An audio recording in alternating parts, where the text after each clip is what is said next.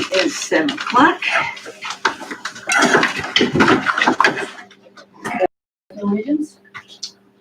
I pledge allegiance to the flag of the United States of America and to the republic for which it stands, one nation, under God, indivisible, with liberty and justice for all. All right. Showtime.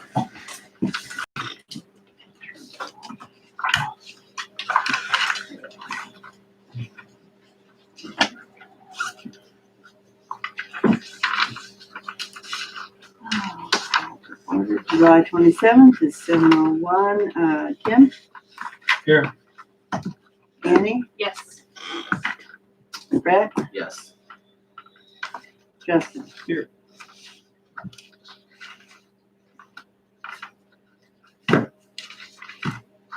Do we have any additions to the agenda this evening?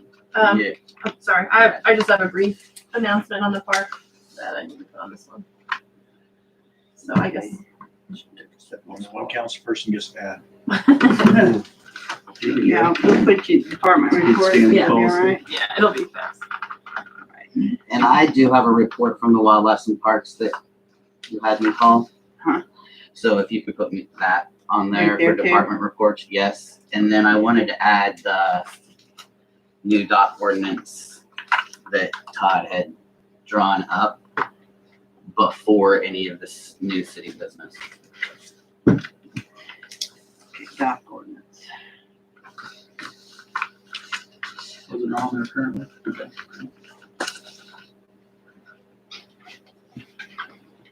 Did you get a copy of it? All right, do we have any other additions? I'm gonna cover everything in my department report. All right. Okay.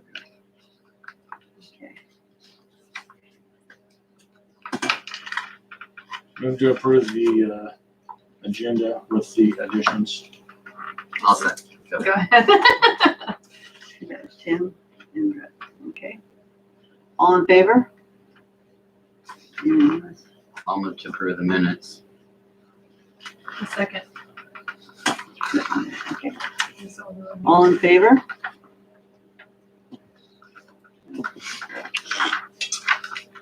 I will also move to approve appropriation ordinance 1476. Second. Motion second for ordinance. All right, Tim, Yes. Annie, Yes. Brett, Yes. Justin. Yes. Do we have any public concerns from y'all, or are you on the agenda? Yes, we're on the agenda concerning a permit. Okay, thank you. Department reports, Mr. Bowen. Okay. I'll start with, probably the most important thing I need to update you on.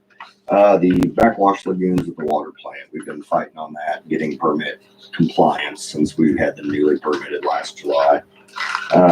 We still have not ever actually met our permit limits on that. The last sampling was very, very close on total residual chlorine. We had prior though, and it was still out of compliance by 10 parts per billion. No, 100 parts per billion, sorry, 10 milligrams per liter. Really, really close. They're full. They need to be desludged. Now that they're permitted, we have to have a way of doing that. We did receive a letter of warning, or I did receive a letter of warning from KDHE on that, and they requested a reply by July 15th, which was met. I did reply to them on what we were going to do to come back into compliance.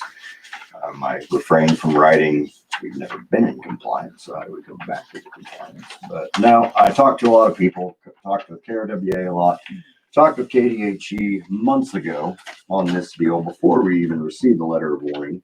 KDHE basically shut down. They're still basically shut down. They're scheduling certain appointments. We have one new guy in the Northeast district where we are at. He started in November with KDHE and then everything got shut down. He doesn't have a whole lot of field time, but he did offer to come out and meet with me, and he did. And we talked about some things, and he advised me that there weren't any special permits for our ideas. Nothing needed to be done, no engineering needed to be done. He thought it was a good idea, a good place to start, the most economical place to start. If you don't mind, I'll just read you my reply to the letter of warning, which was sent to Mr. Nick Greens with Department of, KDHE, the Department of Compliance. I said, Dear Mr. Greens, in regards to the letter of warning that was received by the city of Eskridge regarding effluent permit limit exceedances at the above named facility, I'm writing this letter to inform you and update you on our plans to bring the facility into compliance. Having consulted with several different entities and industry personnel, we have concluded that our first priority is to remove the excessive buildup of sludge in our backwash holding lagoons. In doing so, this will free up a considerable amount of space for liquid holding and increase detention time for the backwash influent, as well as mitigate any short circuiting that is currently happening. To accomplish this, we must first build a retaining structure to have a holding and drying area to facilitate the removal of the sludge. We have to be able to hold it and dry it before we can remove it. Once it's dry, you can do anything you want with it, but you can't just let it go out and go away while it's wet like we used to in the past. No sewage. It's all just backwash dirt out of the filters. There's no sewage in these lagoons. Attached a visual of the area we plan to construct the structure. I met with the contractor on July 13th. If you guys want to pass that around, it's very simple. It's just right behind the lagoons there. 2020, told him I was going to update the commission on this date and request for approval of the funds. Need to move forward with the project. Weather permitting, I'd like to have the project completed by the middle of August and have the lagoons cleaned by the end of August 2020. Told him I personally and professionally feel that this plan of action is our best, most economical, and fastest option to bring the facility back into compliance. This would have to be done anyway in order to desludge our lagoons in the future. So even if we had to move towards, say, a dechlorinating treatment process in the future, this would still have to be done. And this is the absolute cheapest place to start. And if we free them up and everything works, we're golden. So, I told him to please feel free to reach out to me with any further questions or concerns that they may have, and I would keep him updated on the real-time progress. I emailed that to him and sent a hard copy via the mail on July 13th. I have heard absolutely nothing back from them. But that is basically it. Met with Bob Logan, told him I did need an estimate on it. About the dirt, it's several hundred feet of whatever that is there, the berm. Some of it's higher, some of it's lower. I forget how many loads of dirt. Anyway, construction, everything, getting it, a tube to put an overflow pipe in the corner to make sure that, if any rainwater did fill up, it would spill up and go through an overflow pipe. About $8,000. So I really honestly thought it would be more than that. But Is this a concrete floor or just Nope. a dirt Dirt swimming pool that Yep. filled mud? Dirt swimming pool. We built a berm, and of course, in doing that, it'll pack the bottom down. Basically seal the bottom. After it all dries up, do we push it on and back out of there to reuse it? Haul it off, put it somewhere. I would say build the berm higher. They do kind of state that it needs to be hauled off and put on some sort of agricultural land or something like that. You can't just pile it for later use. They want it gone within a year. I think it'll be decent soil. I don't know yet. That's what I was going to ask, if it's fertile or sterile. I know, because but they a lot of say pond bottoms they- are sterile. for a while, especially, until they get oxygen back in them. It's very weird because they don't want you to stockpile it and hold it for more than a year. They want you to spread it out. And I asked the question, okay, like when you desludge a sewage lagoon, you have to usually have the ground tested where it's going to go, so farmers don't know if you're going to over fertilize or under fertilize, or how much you're allowed to put on and how much the state will allow you to put on. This needs none of that. And I said, okay, for record keeping, if we have a guy that wants it, do we have to keep track of where it went and what dates? He's like, no, there's no record keeping on it either. So it's a very weird deal. Well, where these are just strictly filter backwash lagoons. Thus far, he said, the Department of Wastewater may mandate something in the future on record keeping, but right now, and this is from the horse's mouth, KDHE field guys. So taking that for what it's worth, since it took 4 or 5 months to get somebody to even come out and talk to me. So If we were to make it valuable, can we sell it, or is that against the you can do rule? whatever you want with it. Well, I know of a city where they churn it in with their wood, when they Mhm. shred trees and whatnot. Mhm. And they churn it all up, and then they sell that by the truckload. Mhm. People are lined up to get it. For like silt and stuff, or Well, what comes out of their lagoons and or Really? their treatment plant, and they can't go in a garden. Can't go on where they grow food. But gotcha. people line up for it. Yeah, and there might be some permitting in that, but I don't know. I mean, that's a whole other, that's a Yeah. viral Well, this issue and isn't- pathogens, yeah. Yeah, this isn't. Now, this is pretty much go over, and I don't know how much is gonna be left once it's actually all dry. I mean, it's a ridiculously What? semi-solid slurry that just keeps letting our water go out too fast, and it's letting us have detention time in the ponds. The ponds aren't very big, and they're not very deep. Obviously, when the plant was rebuilt and those were put in there, they weren't thinking, okay, we're gonna have to hold it for, you know, total residual chlorine sampling, and they probably were under designed for that fact and stuff back in the day, but we don't have room to start building more ponds and different ponds, so hopefully this will work. But basically what I'm asking for there is the blessing to accept Bob Logan's estimate of $8,000 and give him the go-ahead, weather permitting, to start hauling dirt and building those for us, to try to come into compliance with our permit. Are you done?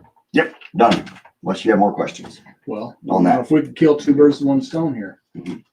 I'd like to have him dig out one of the rear end ponds. Do you remember what he said that might run? No. You But, guys had talked about that at one time, and It was like 15. but now, 100, I hope.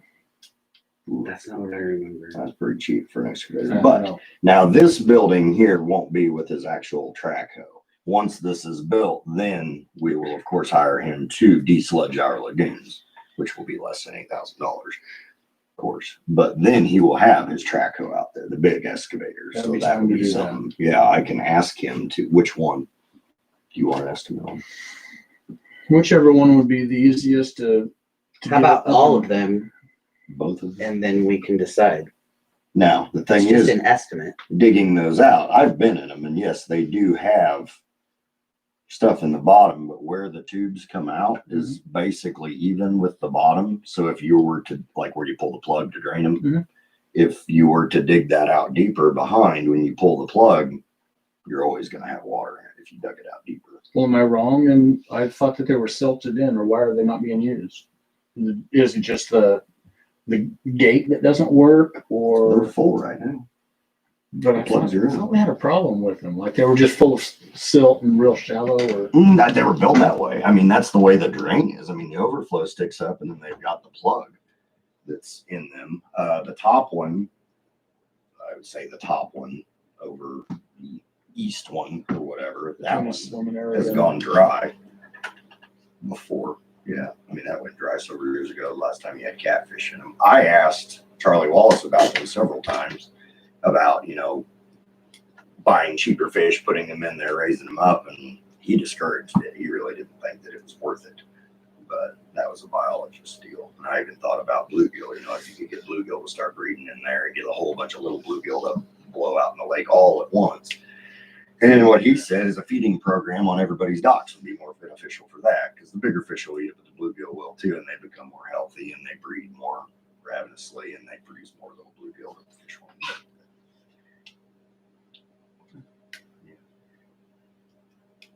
The first one you come to, I'll say the west pond, we put the plug back in that.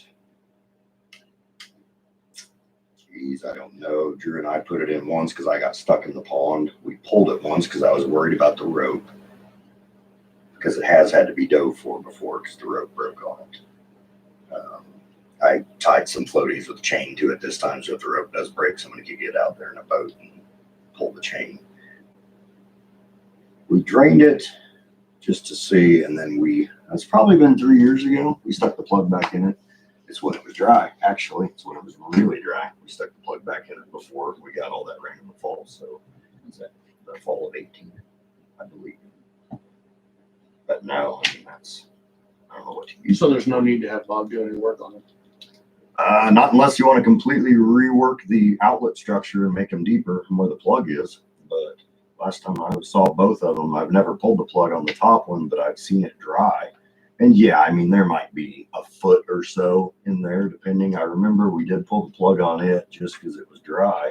We had to dig down a little bit just to get the plug out, but 10, maybe 12 inches just right around there, but it's not gonna gain you a whole lot. It's not like we could take out 6, 7 feet of muck.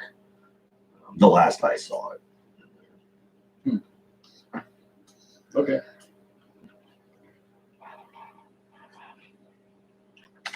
So this comes out of the water plant, And this will be a water plant expense, yes. 8,000, is that what we said? $8,000 estimate. Well, I'll move to approve to build the drying tank or whatever it is. It's the drying bed. Drying bed. Did you second it, Justin? All in favor? Unanimous. Unanimous. Do you have any- Okay, I do. I would like to go over the spark funding I emailed everybody about real quick, just with some of our ideas, see if you guys have any ideas. The main thing I want to update you on, which this isn't, I don't think, something that will be facilitated by the city. We may submit the application or request that the county submit this application. I've talked a lot about the school, or a lot with the school, about Mercury Wireless expanding their coverage, newer technology, which they want to do to our tower. It wasn't going to happen this year, maybe next year. I approached them about fast tracking that and getting the equipment, the newer technology on our tower, possibly adding some at the lake, getting the whole area lit up. Not on paper, but the newer technology, they said they can push 100 megs of service with the new tech if somebody wants to pay for it. Now, looking at school, remote learning, combination of in-school and remote learning, stuff like that, this would definitely qualify. And I've talked to the county about it, and they're in it. The school's really into it. The school is going to get fiber trunked into the school, and then Mercury's still going to have a tower out there to help do stuff. But that's the whole CenturyLink deal that they did with the fiber to nowhere down 8 Mile a few years ago.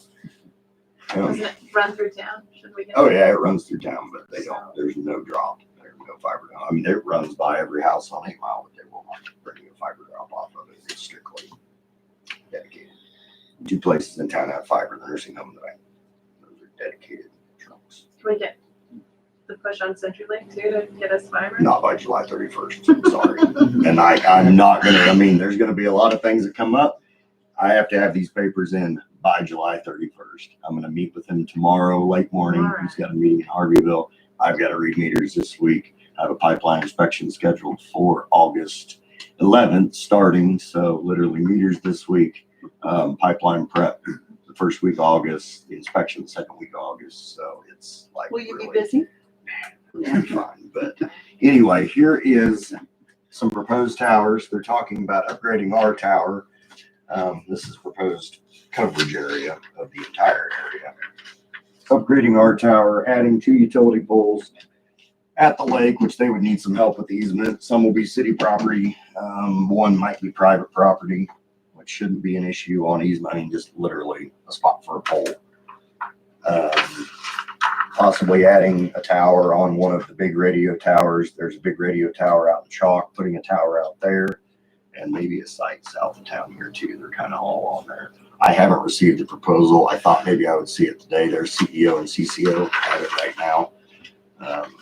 Reviewing it to give me something with numbers to put on the application with the county. I say something that the city wouldn't facilitate. There's 2 options on this funding. One option is basically you fill out the application and the county would facilitate the project. Basically, they would set the spending milestones. They would pay whoever's doing it for whatever they are doing. The second on the application is transfer to other government, which then this money that the county has received from the state would then be transferred, for say, to the city to facilitate some projects that maybe we were going to do on our own, maybe some smaller ones or whatever, or bigger ones, whatever we come up with. And then we will be required to pay them out, make sure the spending milestones are met, all the receipts, the paperwork will have to be, it says retained by the county for 5 years. We would have to make sure that the county got all of that in a timely manner. And I would say we would definitely retain that as well in case anything ever came up. You're taking some government gives here. if there's some smaller stuff, maybe the county doesn't want to get too involved with so much of that. Maybe they would prefer to transfer to the city. As far as budget authority, I don't know how that goes. I wouldn't really be worried about it, honestly. I mean, if we get extra money in to spend, we're going to have it there in general. It's going to go in and out of general anyway. So it's going to be coming in. It's going to be going out. It's money that we didn't expect to have, but I'm sure there's a way around it. I wouldn't sweat that. I just brought it up because, yeah, I mean, there's maybe more money if we actually get awarded or have these ideas and get a whole bunch that we wouldn't have budget for. But I don't think that's an issue. That being said, those are just technicalities. Some of the things, of course, the Mercury, I say county handle, because that's kind of a collaboration, myself, the school, as far as the Eskridge City, the Eskridge rural community, that's all kind of a one deal. We're just pushing to have the county work with Mercury to get that done for everybody. Transfer to city options possibly, or just maybe on one deal. We don't have to worry about that. Like I said, technicality. Some stuff Justin came up with. Laptops and VPN service for possible future remote work or to limit being in City Hall, working from our vehicles, stuff like that. That's totally eligible in my opinion. I think it is. As far as VPN goes, we've already got a VPN set up. We've got it right now. The water plant, we can do route towards the water plant and save it right to the server. We have a virtual private network in place already. It is there. We can remote in. But I was going to get some prices on maybe 3, HP Toughbooks or something like that. Those are not horrible. Something like that is an option and get set up with the server and remote VPN. Yeah, truck mounts are very expensive. That would be awesome. I've looked at those for my personal laptop for a long time, but they are really, really expensive. And when you get a bigger laptop, a lot of them don't fit. But like the compact Toughbooks and stuff, a lot of them are made specifically for that. I always had the bright idea I could make my own, but never got around to that. So laptops, VPN service, and then of course Chris getting those set up, get the estimate there, boom, put the cost in, send it in. The thing I was thinking, some new doors, steel doors and handles and locks at the water plant are very jankety. Doors, locks, and some security at the water plant. Just minimal. I mean, we don't need every single thing, high tech, we're going to see the color of somebody's eye, anything like that.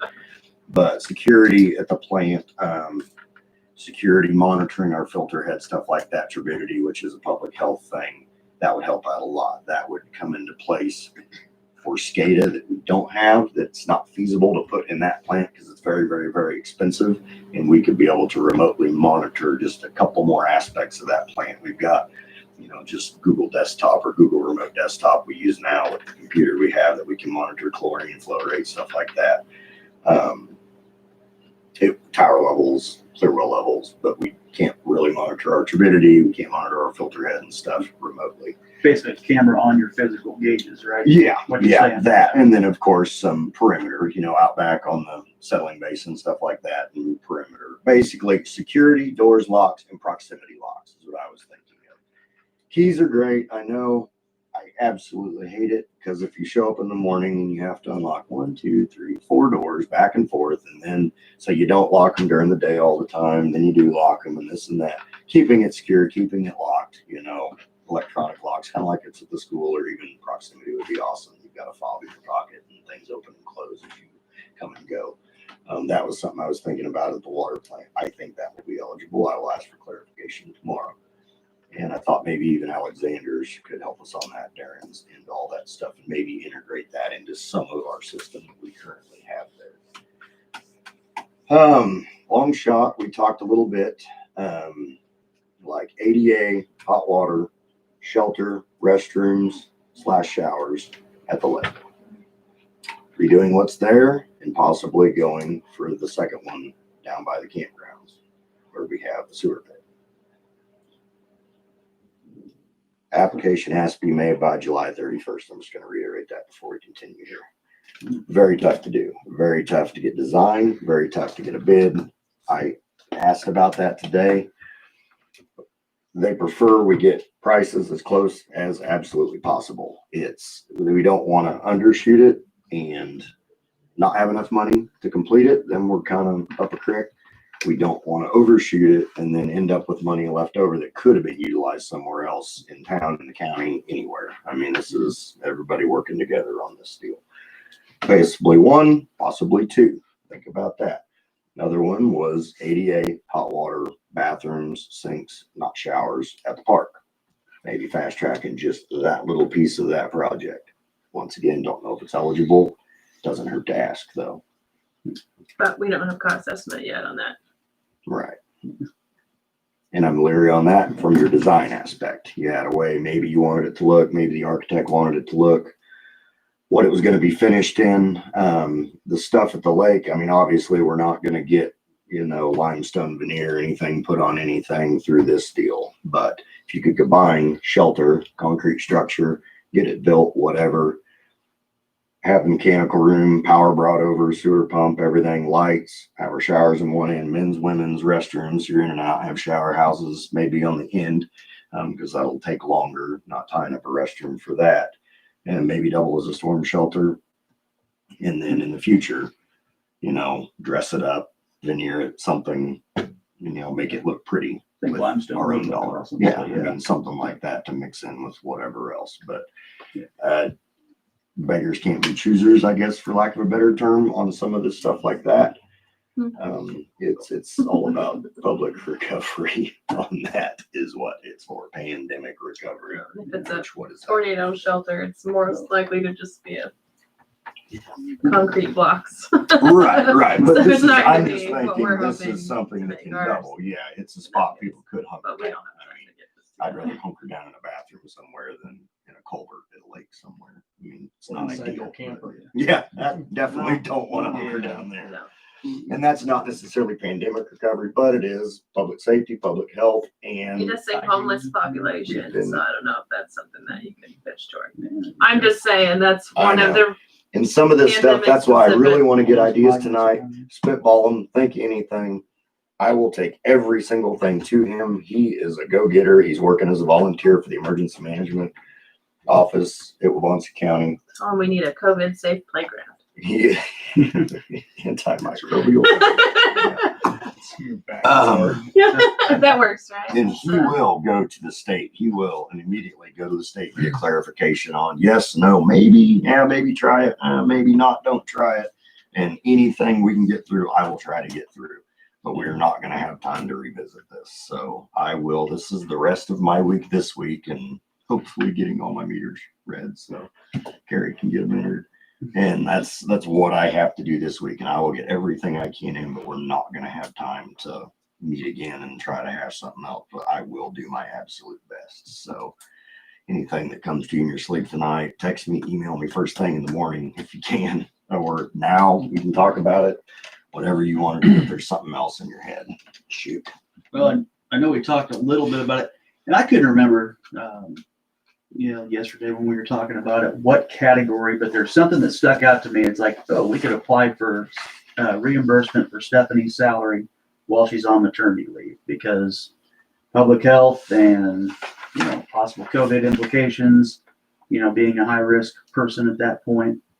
So, I think it does specifically say you can't get that. there's something in For, there like, for payroll normal- expenses, but Yeah, there but it's was- like if you, yeah. the way it's written, it's almost like if it's only because of COVID, because Yeah, okay. you're getting Well, extra She's already been help while approved the paying an time. That's employee why that's I off work. was a little iffy on Yeah, that so I think yesterday, that one too. probably That wouldn't was pretty qualify. gray. On the shower house idea, Mhm. of course, the first thing that came into my mind was that. Mhm. I actually had recently spoken with the Army Corps of Engineers guy. Anyway, he gave me a way to find out what their plans are for when they build a campsite. I mean, everything you can imagine's in the park. Mhm. Building a swing set or whatever it is. And I'm sure that there's plans in there for how to build a shower house and stuff like that. And if it's of any benefit, I can probably give you that link and then have you look at it and take that to that guy and say, we need one of these. And that would be, that's, I would say 90% of our work right there, because whoever did it, I mean, I was thinking, okay, if this is a concrete structure, something to start with, I can get a hold of Joe Goldie and say, I need a solid really fast. I need a Mhm. bid on this right here. And this will have dimensions and everything, and they have to build it all to code, so it'll meet all the guidelines. Yeah, we want to be ADA everything if we're starting Yeah. new. And he said, this is the handbook that we use nationwide. Mhm. He said, anything that you want to use, it tells how deep the gravel is, how to, build your bar to park it and where to put the power and all that. It's got everything on there. It's a very long document. He said he couldn't email it to me because it's so long. So he just told me how to Google a certain code number and get to it. I forgot my phone, but I'll text you that as soon No, as that I would be can. amazing. Yeah. Yeah. Start from there. And then maybe if you have a chance to go through it, if something pops your eye, I'm thinking of something that basically kills both bathrooms with good hand washing facilities, areas, hot water, and then showers. I mean, just kind of one deal, something that would be space and there would be shower area there. I mean, which could double as a storm shelter. I'm sure maybe we don't advertise it as that, or maybe it can be. Maybe some of them do, but I don't know. Honestly, they probably do. I think some a lot of those them do. bigger Ever since Yeah. tornado hit Chapman, I think that's been the thing. the focus on all that. Mhm. And then years down the road, you can make it as pretty as you want on the outside. So if we're kind of in the same ballpark there, maybe. No, that'd be great. I think it's a great idea. If it's eligible, but I really think that is a pretty good idea. One thing I've talked about in structures, which this is huge, like future drive-through vaccination or testing. Like if somebody needs a building for something that could be basically commandeered for a drive-through or a community vaccination or testing facility, something like that. I heard somebody maybe going after something like that for a building. Good, what because that we would own a do building. for us. We do. Yeah, the one across the street. The building that we could use, that building is Correct. the IGA building. All of this money has to be spent by December 31st, 2020. Did I leave that part out? We have to apply by the last day of this month, and it all has to be spent by December 31st of 2020. I think you've got a full I load like the sound already, of to that be even honest. better. Huh? I like the sound of that even better. Yeah, I mean, it does. Yeah, use it or lose it. Use it quickly. If we had water at all the campsites out there, then people could wash their hands. That's one of the number one recommendations. Yeah. You already have an idea of what that's Yeah. going to cost to run the water. Yeah. At true. one of them, yeah. Or at the new ones, yeah. Somewhere. Yeah, possibility. What's your thought? Across the road or whatever, or something legitimate like an idea of an approach, or I didn't want to shut you down. No, Said you the just said a December. facility for testing or drive-through or whatever. Like there's a building right there that's sitting there dilapidating. I've got a doctor's office that's doing that. Well, you're saying, You can Are you willing to donate it to the city? I'm saying they would rehabilitate it for the specific purpose of, Right. coming in and acting as that drive-through place. I don't know. Well, you've got that little gas station down there. Yeah. Well, You drive through We don't own it. It's private if we property. bought it. Anything by Yeah. December, by July 31st. It's in probate, so that won't happen. Yeah, it's in probate. I think that different people Yeah, have and approached this it. is open. Anybody listening, any business owners, anything like that privately are eligible for this. They have to go to the county themselves for any business expenses that have already been incurred or could be incurred in the future, stuff like that. It's open to Do everybody. you have any suggestions for anything in town? Other than the bathrooms and the parks and the park, stuff like that. like individual businesses, I mean, Just anything. I mean, I don't have anything specific in my mind. We're talking about a lot of stuff at the lake, and I can't think of anything to qualify. We haven't lost any business per se. I mean, loss of business is one thing. But most people have paid their bills. Some people were late for a while. They're actually catching up rather satisfactorily right now. We're not out a whole lot of things from all of this yet. I don't think we have anything to go for in that aspect directly back to the city, any direct reimbursement. I'm going to apply, the hand sanitizer, the Purell wipes, some of the spray stuff I got from Continental. I'm going to send that all in, and there's a few $100s there just to try to get that back, because I think it's eligible and it was spent between March and whenever, as a reimbursement on that. That's simple. But, no, I don't know. Reading through this, it's very vague. Side note that's slightly related. Did you see the LMI survey that was on the county website? The new one or what? There was a survey that was due July 17th, I think, or something like that. And I found it on like the 15th, just a couple days prior. And that's what talked about this grant. They needed to do an LMI survey. Point is, they were able to just simply put it on their website and let people fill it out that way. We need an LMI survey here in this town. Can we utilize that somehow? Maybe we need to just keep that in the back of our mind, see if we can somehow. Yeah, that'd be fantastic. LMI. I don't want to go door to door again, do you? Can we put it online? That would be fantastic. Maybe you do. On, where was it, Tim? I did. It was on the county website. On their actual website. Yeah. I was looking to try to find a GIS mapping thing, and I ended up finding an LMI survey. I will ask, There was only like 6 or 8 questions. It was less invasive than the. But how are you gonna Census get to survey. every house? And then how are you I don't going know. to That's get? why I'm every bringing it up so resident people at can the start trying to receipt. come up with solutions. Well, yeah, I mean, We not didn't get to every everybody's gonna house be able to last do it time. online, but you can totally. I will ask Some Jim. houses out Morning. that way. That'd be fantastic. I've got it on my. Can you paper. take Do a they certain give you the sample and information then if you filled it extrapolate out, or is that private? See, I think that's what they did Yeah. because there's so many people I've asked and nobody has even. Well, they seen just it. released We too, haven't that's like a prepared moderate fast income Because the county funding. got the grant. We shouldn't do that this summer. Well, we couldn't really do that this summer, so never mind. Go door to door. That's how Brett and I did it. No, I mean, we just couldn't do that.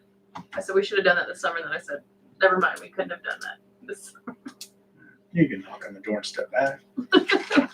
Well, I don't want to take up a ton of time with doing this, so. Are you all done? Bring a raw. Shout outs. That's the important one. Yeah, I mean, I really think so. And anything else I think of, you guys think of, I'm gonna throw it out there and just see. And then I will get you in an email deal and just keep you updated on what he says, anything we get back, everything like that. But, I mean, it's slightly complicated, but it's way easier than anything else we've ever applied for. I mean, it's literally 12 questions or so. Do you have the guy's contact information, the gentleman you're dealing with at the county? I can forward it to you. I can forward it to all of you, actually, who I'm working for. He's very busy, so, but yeah. He's literally doing emergency management logistics as a volunteer. I think he's a retired colonel, actually. So he's very, very squared away. He's very ready on a lot of this stuff, so doing a great job up there.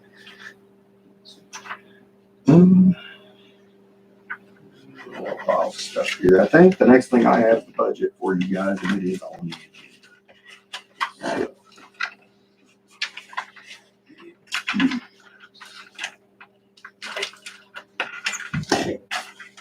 Then you're done, then. I'm done. I think. All right, we're on Annie? Okay, I just wanted to real quickly tell everybody that the park board is gonna have a progress in the park on Saturday, August 1st, so it's coming up this weekend. At 10, we're gonna have just donuts, some juice, coffee kind of thing. So everybody can come and see the park design and ask us questions and kind of walk through it, as well as learn about our next grant opportunity, well, matching opportunity, and then kind of what our plans are for the rest of the year and into next year. So please come, have some donuts, and hear all about it. But I'll give the council a better update next meeting when we're less busy. So, Did we email them the design? Anybody? not the I guess I haven't sent everybody the final one, so I need to send it to you guys too. But it's just the stuff that we talked about. There wasn't anything else crazy or You whatever. want any changes? No, the things that we said have to go came off, and the rest of it was good. She just reduced the sidewalk from 10 foot to 8 foot.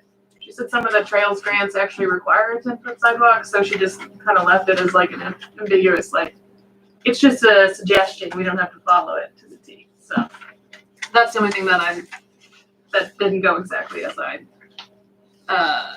We took out the Change. campground. the campground thing's gone, and then I feel like there was something else. But the playground equipment's just in that one side. Anyway, I'll email it to you guys, or you can come down and hear all about it. But yeah, it's not. Sorry, I would have sent it again. I hadn't even thought about it. Chance for a new grant though? Well, this, I don't know why she put matching grant. Actually, it's not the grant. It's the dollar for dollar fundraiser that we're going to be doing With the in the bank. fall Okay. for the bank and the city Okay. council. So, not grant, but we are looking at other grants for the playground and stuff. So Which we needed in all my survey.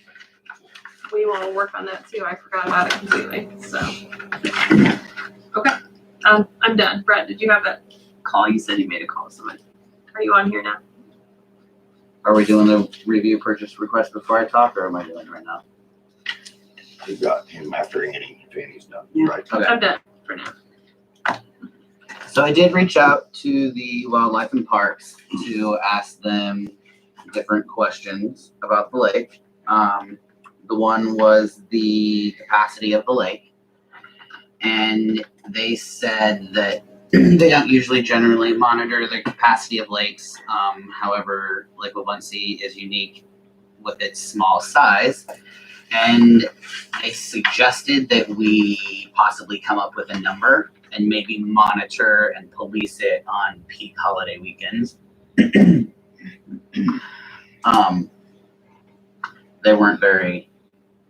They didn't elaborate on, give me any estimate of like what number that would be. He just suggested that we come up with something.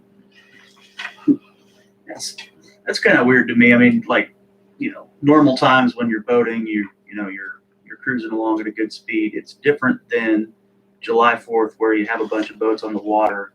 They are crowded, but they're stationary relatively because they're trying to watch the fireworks.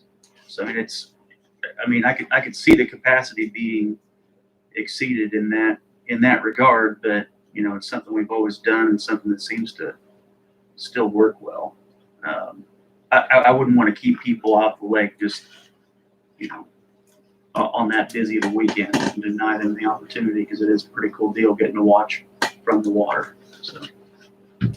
So the next thing was that I asked about was any other aquatic nuisances, and he said that there is water milfoil that's become a problem at Lake Shawnee and other places. It's a plant, floats on top of the lake, and it can choke out a lake, especially smaller lakes and especially coves of lakes.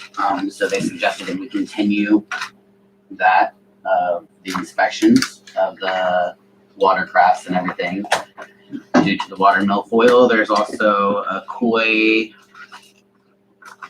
hog mussel. He said it shouldn't be too worrisome to us, but that's just another concern. He also said something about making sure that the live wells are drained and dried. But when I spoke to Tim about it, he thought that maybe we didn't have the right to look at somebody's live well. Anybody remember that? I don't remember that. That we don't have the right? Do we have the right to go on board somebody's boat and look inside their live well? I would say no. It's like the state's motto, clean, drain, dry. I mean, that's kind of like ethics for fishermen too. I mean, you pull up, you dump your live well right there on whatever body of water you're at. Where the question came from was I was wanting to know about people who come to our lake and keep fish that they're not allowed to keep. They're under limit or whatever. Undersized limit, over creel limit. But I feel like there was somebody of some authority. I don't know if it was an officer or a warden who told us that we do not have that right. Was it Dave? Is We may not. I Lake mean, Patrol, if we, Well, if the state and When the we city talk would have a about- Fourth Amendment problem, perhaps, if you're regulating it. So basically, it's no lawful search and seizure. But if they have like when we didn't have zebra mussels, if a boat came and we were unable to inspect their live wells and they had leftover zebra mussels from the lake that they came from, there's a clear one reason why we acquired zebra mussels, possibly. And all Well, that you was could a also wet say- tank. You could also say, getting onto the lake, you could say you're not getting on unless you didn't your live well. And you show us your live well. I think it would have to be verbiage in the permit every year that they buy and sign. And then basically they relinquish their Fourth Amendment right to search. I'm guessing about that. but I suppose if that was a requirement, I'm I was wondering gonna if the call them back state and ask doesn't them have about the something like drying, that. the draining and Apply drying for again your at the KA light well. numbers And I did and not call which them game today, wardens are actual law enforcement officers. They basically, by being on a body of water with a state permit, you basically give up your Fourth Amendment and say, hey, if we want to look at your live well, they're going to look at your live well and they're not going to have to call and get a warrant to do it, probably. Yeah. I would guess there's probably some verbiage there somewhere. You're granting permission to search. That's how fishing game And once again, that's pretty malicious if somebody doesn't want to let you look in their live well. I mean, it's more ethics than anything for people that fish or any boat that has a live well. Good grief. If you do, you should be more of a sportsman than jackwad, but yeah, Ethics. fisherman ethics. Okay, so the other answer from the question that I gave him was the as far as dilapidated docks at the lake and their debris falling into the lake, which was very concerning to them, especially the ones that have dilapidated shingles falling into the lake and the asbestos siding, which he said could disintegrate and get into our water supply. And he's highly suggested that we take care of any of those issues very, very quickly. Do we have more than one? We have multiple. Multiples that are dilapidated? Mm-hmm. similar to offending structure procedures here in town. Correct. kind And of. he also suggested, like other lakes have done, to require people that have a boathouse or whatever to be going to metal roofs and not be allowing shingles anymore. I can get behind that real easily. Because the moisture just gets them to rot off faster or something? or- Well, the debris from the shingle can get into the fish, and then it's made of tar and whatever, and then the asbestos fibers will disintegrate and get in. He didn't elaborate, but he said it would get in your water supply if it's. Well, that's not as big a problem as he seems to think, I don't think. I mean, a lot of old water lines are made of transite, which is an asbestos cement mix. Is that in Flint? No, that's in Scranton, Kansas. But are they What? cracked? But are they Wild. pieces that Oh, are yeah, cracked and there was broken and are When disintegrating? Jeff County had transite pipes and they would be, you get, the problem really is if you get it in the water and it gets dried out. So the thing they said was maybe washing machines, if you put your face up against your dryer vent, that the fibers of the asbestos, if they're wet, that's not the problem. Metal roof too could be like storm damage, storm comes through, blows a whole bunch of either asphalt, shingles, something like that off, and then it's scattered out. I mean, metal is a lot more natural than that. That's probably what, when you look around at some of the bigger lakes, it kind of makes sense to see a lot of that, either shakes or metal. I mean, wood or metal, maybe. I don't have a problem with, addressing this, but I think the asbestos thing's all override. Especially even the lake's kind of small. You can't have that many places with asbestos. No, nobody's gonna put it back on. I mean, can't get it. So, but yeah, treat it more on the offending structure side of things to get it. I'll call them back and have them email Stephanie. Their concerns with it so that we can read it verbatim from the thing. Yeah, that's fine. I also asked him when we sent the letters if we needed to be monitoring them tearing down the structures with those problems. He said if you want it done right, yes. And he suggested them fishing the broken tiles, asbestos tiles that have fallen to the bottom out as well when they're doing it. Yeah.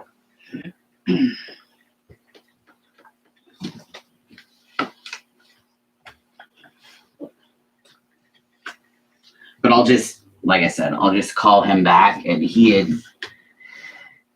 initially when I had called, there was multiple people who didn't have any answers for me, so they had like a powwow with 5 different people and ended up calling me back with that. So I'll just have them hit all 3 of those points in an email to Stephanie, which we can have, or to Carrie, To the clerk. to the clerk. It's monitored I'll see email. She'll print it. Okay. Done, Brett? Mhm. Okay. Purchase requests or work orders? Are we gonna do anything with the, patrol truck? We had talked about the fact that we didn't have one for the law enforcement officer. And somebody had said something about, getting a new engine rather than buying a new vehicle. I don't remember the conversation if we ever settled it or not. What is he been using? He's been using the county, but he doesn't work for the county anymore. So now he doesn't have a vehicle. What about the little red truck? I would imagine that he'll be able to use that, especially for certain things, so. We could always we could get some metal sticker and put a city officer on there or something. Well, this isn't really the time of the year to be going after state surplus either, unfortunately. Yes, I mean, I don't think it is anyway. they, highway patrol, switched over to different vehicles, so there probably wouldn't be anything available there, but it might be down there at Topeka, like what you're talking about. No, I'm Okay, just curious. I didn't know if we had talked about if the truck was worth doing anything with. If not, I know got the bids for motors and there was no action taken as far as that truck. I gave you the bids for the motors and the pros and the cons of what's left of the truck sitting there, and it was literally just not tabled, no action Yeah. Yeah. at the time. So it was, so. I remember it being like around 3,800. Was that? Yeah, because there was 2 options. One had a warranty, one was an LKQ motor. One was a reman with a warranty, another was an LKQ motor, something, whatever. Just Roll the Well, that dice on was- that one. Truck. Yeah. if that, was that vandalism, Mike? no way to tell. So. Would we have had recourse with if we knew that it was vandalism, It caught would our COVID. insurance cover it? They might. I have no idea if that's covered. Proof is in the pudding is the problem. There's another grant idea. We need a cop to make sure that people are wearing their masks. Would be a good investment as a walking gas tank. Well, that's a little bit off of wondering what we're gonna do with the truck. Yeah, I remember kind of being, I don't know, looking at the numbers of the new vehicle and saying this, it makes sense to do this and put it on a note while the interest is low. And that was favorable to me versus just the engine. That, you at the end of the day, you've got this, either new engine or remanufactured engine, whatever you want to call it, or a roll of dice engine from a junkyard, and everything else in the truck is still the age it's at. So that's exactly right. And finding something that's set up, because that was part of it too, is like the emergency lights, stuff like that are very, very poor on it. it's still as the far as- kind where it's got the rotating. No, they flash, but they're not stroby or anything like that. Literally the digital radio, the console, and the stalker radar in it is worth more than the entire truck put together. So like something used it as. Okay. You're on. Well, that's insured. So go for it. All right. Budget. Were you doing dock ordinance right there prior to that? Oh, where we were. Oh, dock ordinance right there. Yep. I'm going to give a speech beforehand or you're here? Go. So Highlight. this is, all this is took notes about what you said, tried to take the existing ordinance. This is from the code, section 12203, those subsections, and just try to incorporate it where it makes sense as much as I could. And then the easiest one is the 12203. That's just change, take out repairs, so people could repair their second docks instead of having a problem with them fixing a board or two. If you take out repairs, you've got that covered. But the other one just tries to get everything you guys said into workable hole. And you gotta insert, I mean, anticipating is the two tough things were you have to insert a map that has the areas where you are controlling or seeing they can be from, and then it's got a square footage requirement.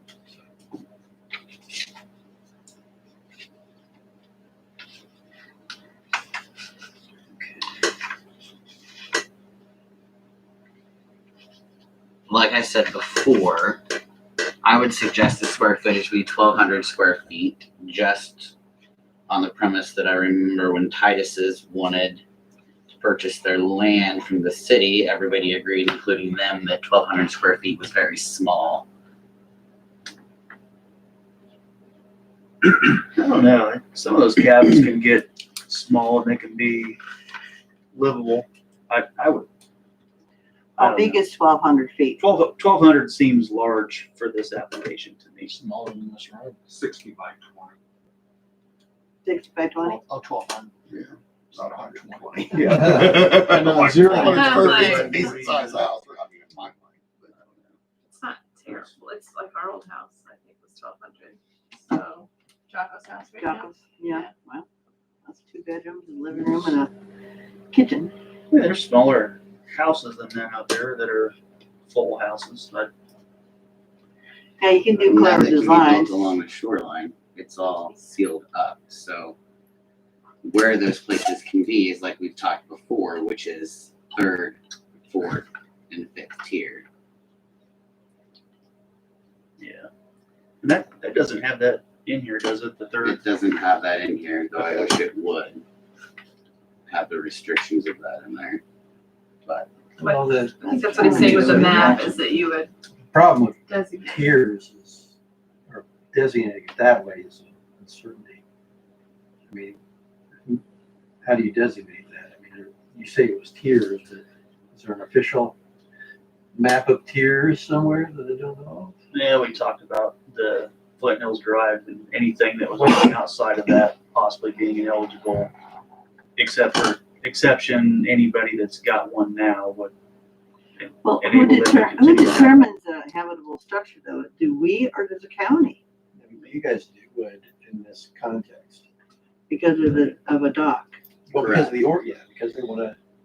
The thing is, on the west side, there's a lot of land left to where small little things could be put there upwards to 50 other places. And the question I posed last time is do we want 50 more docks littered on our shoreline? We already took it down to people only being allowed to have 1 dock. I have talked to several people out from the lake that live there, and I have not run into one person that has been against restricting new docks being coming, because literally the shoreline of the lake is full of houses, so there's no empty available spots to be built. So everything is going to have to be on the other side, which is either 2nd, 3rd, or 4th tier. So I don't know. I would just like to make a decision of not allowing it now instead of getting to the point where we allow 35 more and then we're like, oh wait, now we're gonna do something about it. So I guess the question I pose to everybody is, do we want more docks around the lake like that, or do we want to cap it? Yeah, I mean, I don't know. I know we had the discussion last time, and on the interior of that road, I mean, to me, it makes sense. That's kind of the lake houses, and you know, to me, they should have a dock. I mean, I'm not, or the ability to put one on there through the permitting process and all that, but. And I would agree if there was just the shoreline ones and across the street that was there, but you get into other sections of the lake, literally, like I said, people could fit 50 or more tiny little cabins all around there. And do we want to literally take up every single spot around the lake and only have 10 foot clear around the entire lake? And then you get into also, it is our land, so anybody can go down there and fish. And so now they're only being able to fish in a 10-foot thing between every single dock. I mean, I don't know. It's just my opinion. Presumably you have boats there, so they're Right. narrow up even more, so. But, I mean, there is a public part of the North Shore, but that's.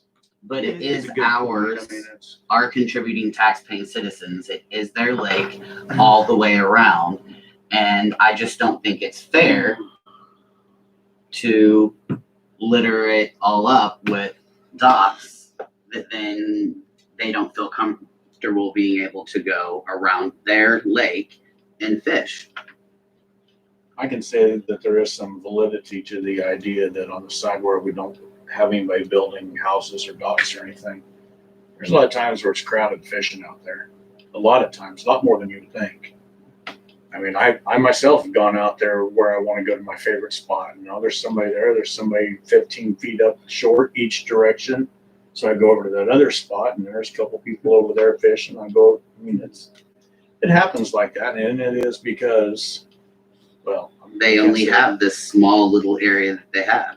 And when people are camping, that also isn't very conducive to fishing. Have as we had a well. lot of complaints about this, or has it been just people discussing, a few people discussing and worrying about having more docks out there? Do we have a real concern from the people out there that this is happening or might happen? You know, to bring to us themselves personally, I'm sure or Brett's just one or talked to two a or three or lot. five? I'm sure Brett's talked to a lot more lake residents than I have because he works out there. And I have. But the lake But you're not residents- gonna find a lot of lake residents to come in here and express their concerns because they have to live with the people that are second, third, and fourth tier. And that's the problem. Well, I haven't really had a problem. And it with is anybody- our lake, so Yeah. we make the decisions. But most of the time, most of the people will talk to more than just you. They'll talk to me or Tim or whatever. And I want to make sure, how many people are we talking about? 5 or 6, 10, 20, I've talked to at least 30, 30 people? and I've made an effort to bring it up to that many people too. Mhm. Means that I work at the lake and I'm out there quite a bit. I take care of a few people's yards out there. So like I'm out there a lot. Just by circumstance. I actually know quite a few people around the lake as well. So I'm just saying that, and personally being a tax-paying contributing citizen to this town, I don't want to see our shoreline littered with docks all the way around it.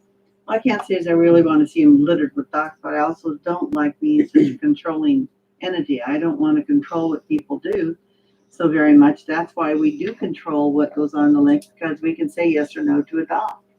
Explain the reason why, and that person might be. But we can't pick and choose. We need to set a precedent, and we already did by not allowing people to have 2 docks. And the more docks that are out there, the more hours and employees and public officers that we have to have going around doing all of that work as well, which is more money that we're having to pay out.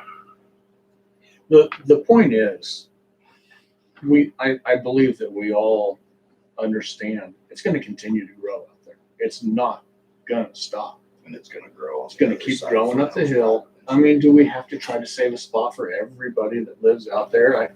Sooner or later, we got to draw a line. And I think we have plenty of docks. I know I told you that I like the docks that are there, but I'm not thinking that we need a whole lot more. And people need to be aware of that so that they know that they're going to have to come around to the north side and get on and off the lake. Like I do. Yeah. I don't live on the first tier, so I have to do what I have to do. Whether I live 5 miles away or 3 blocks away, I got to do what I got to do.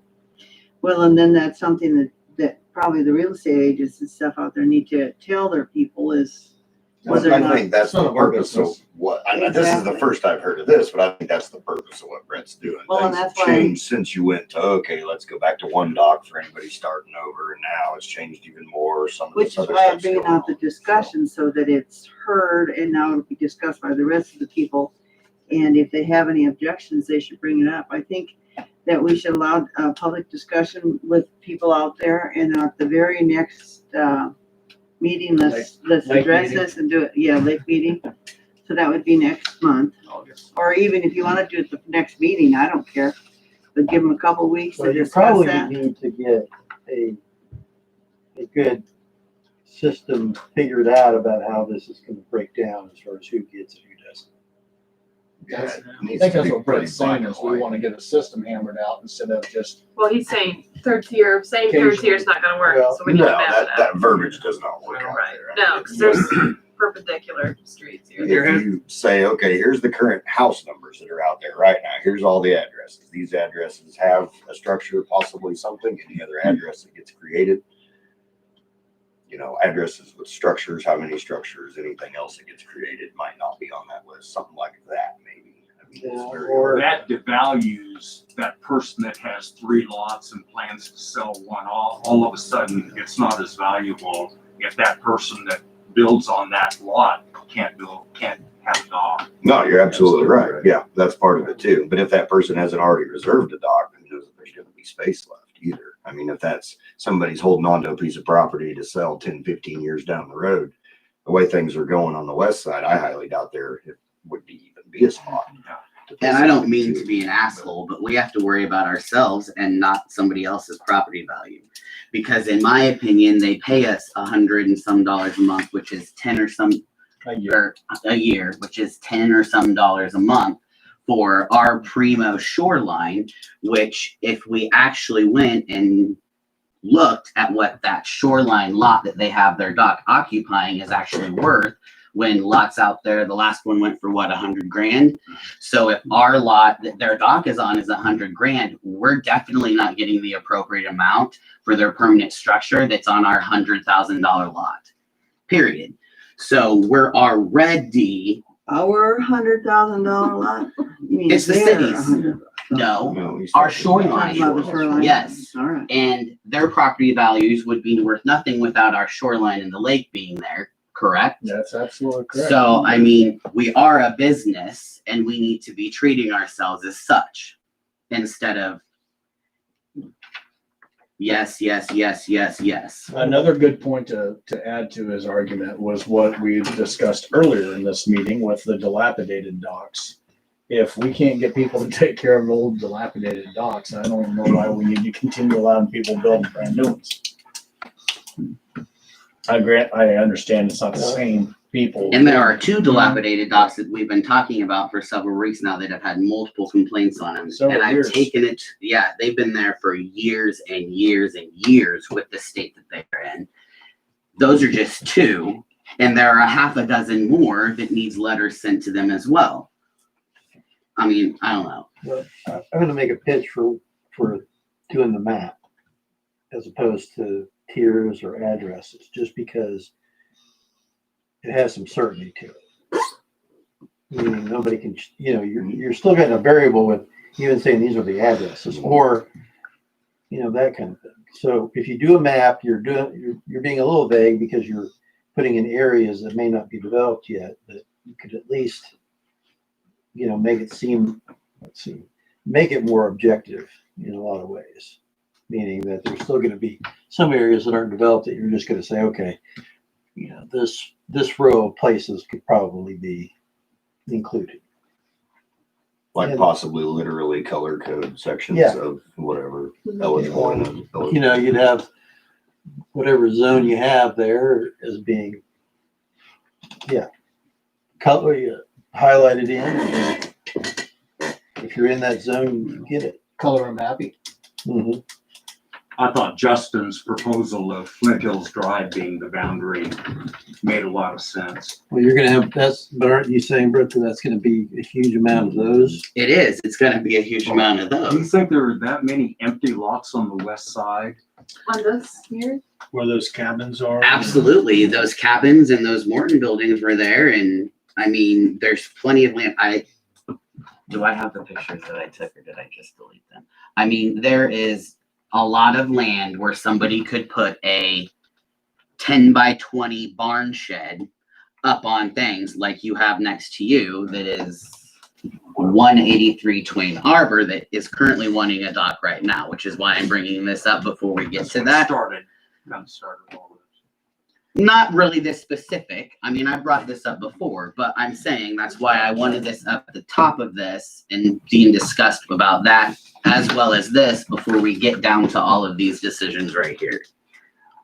All right, so we've had quite a bit of a discussion here. Are you wanting to do something with this, or do you want to make a plan first and Here's what add? I'm talking about, Todd. We have to have a plan first. Yeah. Like I know. a map, everything, get Yeah. everything put into that. This right? is 183 Twain It's like Harbor. phase one. How many of those do you think that they can place all the way around the lake A and lot. then dock? Exactly. That's what I'm saying. That's almost a. Well, then would we have a work committee or something to work And now on it's this? running water and Make a map? electricity. How many of those can be placed? They already had 2 Are you cabins ready there. to do a map so that we can add that to all this and then make construction? Well, I think that, we have an idea of what, obviously what's presented, everybody can bring their ideas to the next lake meeting, and we don't have to approve any new structures till then. So we're not hurting anything by not taking action until we take some time and try to do it right. That's my opinion. Okay. Does anybody specifically want to work on that? Doing I it will be right. happy to work with Tim and whoever else wants to work on it, but he's the lake rep, but I'd be happy to work with him. I think. It's that- always best to have And one Mike. person. If he wants He to might be a good involved. reference. Mike's busy. He might Maybe be a towards the little end of busy. August, I'd be glad to help. I I'm just just like wanted being to totally engage on serious. that. Yes, I absolutely. just wanted to include you in it. Yeah, sure. No, Honor a very good quality map, something like that. Like right now, the GIS quality is really poor as far as the map overlay with the lines. The only accurate one on there is the 2008 aerial. A lot of stuff's changed since You might wanna 2008. And how Well, many of you us don't wanna- here has tooled around the lake and around all the shoreline in recent? I mean, besides drive? I just Besides I drive, don't fly. because you can't really see anything when you drive I know. because all the houses are blocking our view of the I know. shoreline. And my So pontoon sunk, so I don't have one of those either. What you probably need to do is talk to one of these guys that has this map or can actually do a good Yeah. job. Because you Actually, the can't, people that do the plat maps every year that send them out to all the landowners do a lot of that too. I've thought about Well, I that. would appreciate some input from anybody else here at the table also, because I certainly don't want to be accused of coming up with this all on my own or just Brett and I. Yeah, like, I don't know, I mean. I would love to After meet you- with after you everybody scoot out over there and as a think on it. council some weekend or Sunday and spend an hour or two or however long it takes us to decide this. I mean, We can all jump in the city boat and go for a ride. it's That'd exactly be all right. as very long as it's true. an open meeting, you can do it. Like, I just, Yes, We just won't talk.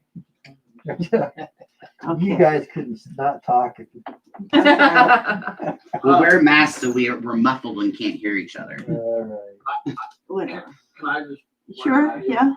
And like I said, it's just an idea, even if it was, within the circle and you specify any structures built after this date or whatever, or undeveloped structures at this moment will not qualify after this date.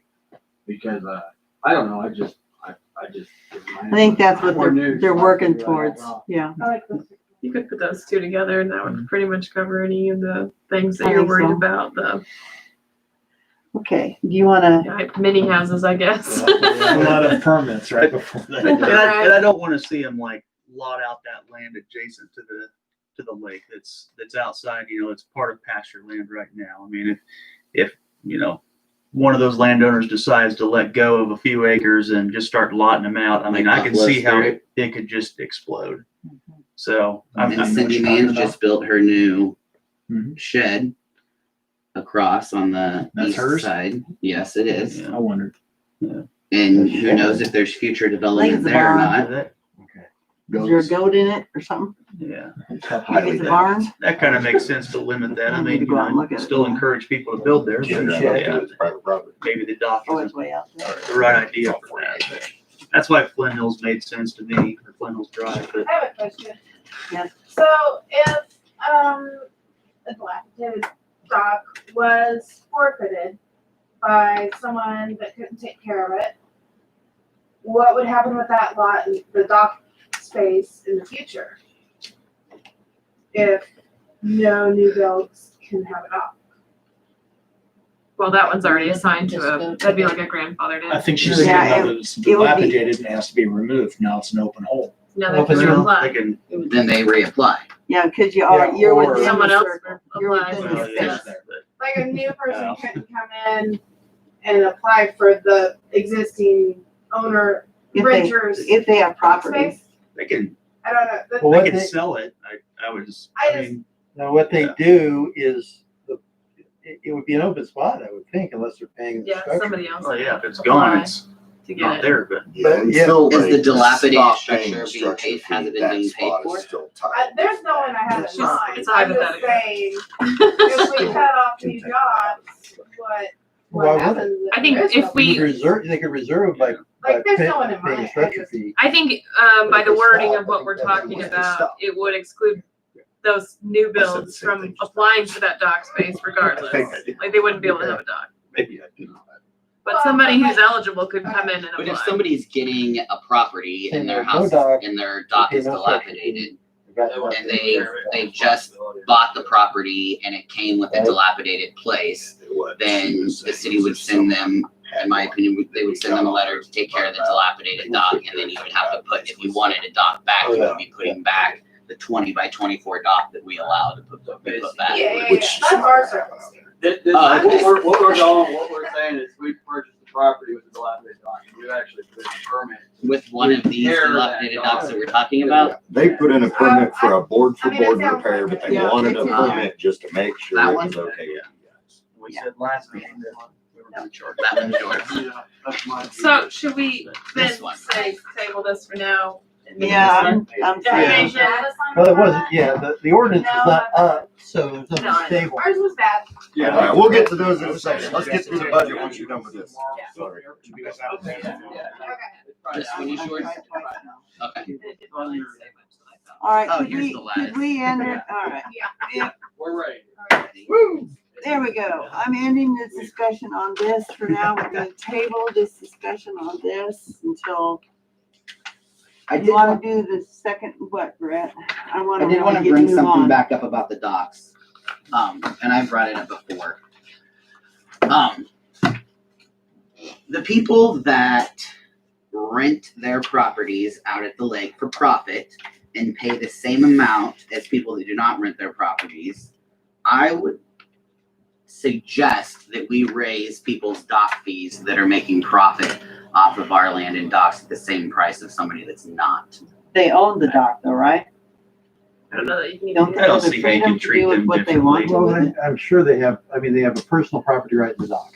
Yeah. But it's still on our property. You like an Airbnb, but So like they're renting their house and they're paying the same fee as somebody else, but they're literally renting it out every weekend and they're not using it, but everybody they rent out uses it. They're not maintaining the rules. They're also loud and disturbing everybody else because it's not their place. And I just personally think that if you are renting your property out, you should be paying us more for your dock fee than the people that are not renting their property out. so how do you police that? I mean, I They're played all devil's registered, advocate they're all there. registered under the county. Okay. And I didn't if know they that. are not, then we should be reporting them to the county so that they are registered. So, And it's a simple thing of finding the 20 to 30 places that are rented on Airbnb. that's what I was wondering, if somebody was gonna get on a site like that. I have. Well, yeah. But I don't know, I don't see the difference between the. Because why should somebody pay us a dock fee for their thing when somebody else pay the same amount when they're making profit? They're literally making hundreds of dollars off of us having a dock there and only paying us $100 a year for that dock. The fact that they have a structure there helps out too, but I mean, it's not just the dock that they're profiteering on. They're subletting, exactly. I mean, do you get what I'm saying? I mean, in a business, would you charge more if somebody's doing that? I would say yes, probably you would.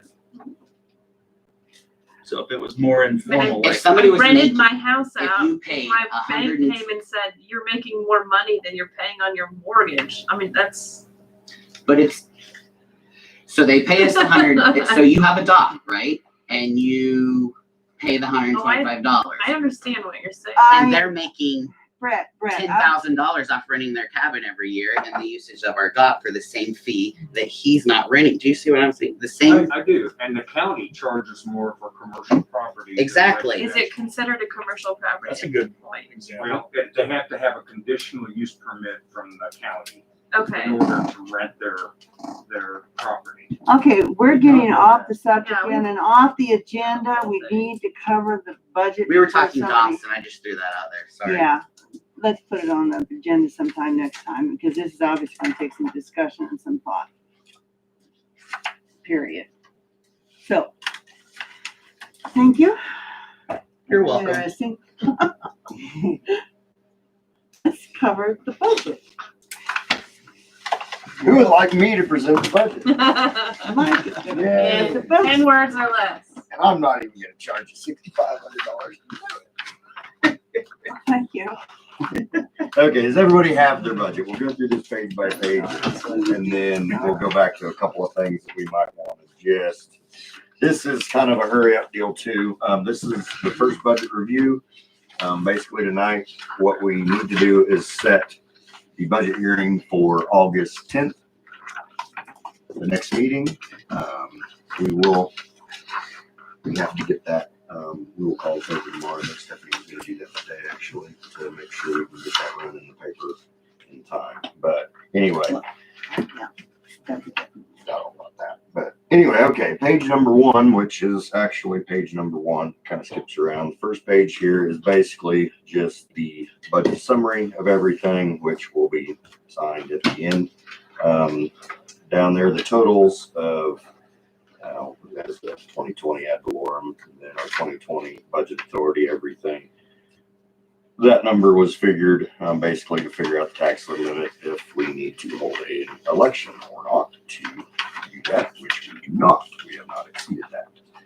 The next page is the schedule of transfers proposed for 2021. Has the actuals for 19, the current amounts that were budgeted for 2020, and the proposed for 2021. One that concerns me a little bit is the 45,000 from water to general. We can go back and talk on that a little bit once we get through everything. Might have some ideas there. I did call today. April was in an owners meeting all day and couldn't talk, but I can get with her tomorrow on any minor changes that we may want to do. So you want to limit the water going to the general?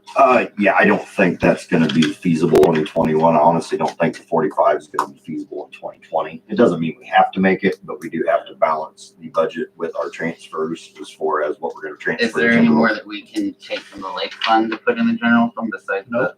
No, we'll come back to this. No, because if you see down here, well, actually, I'm glad you brought that up. There is a transfer at the bottom from lake fund to lake reserve. I had to create a lake reserve fund because we have to set aside money to come up with our portion of the roads on the north side of the lake. When's that gonna be done? About 4 years from now.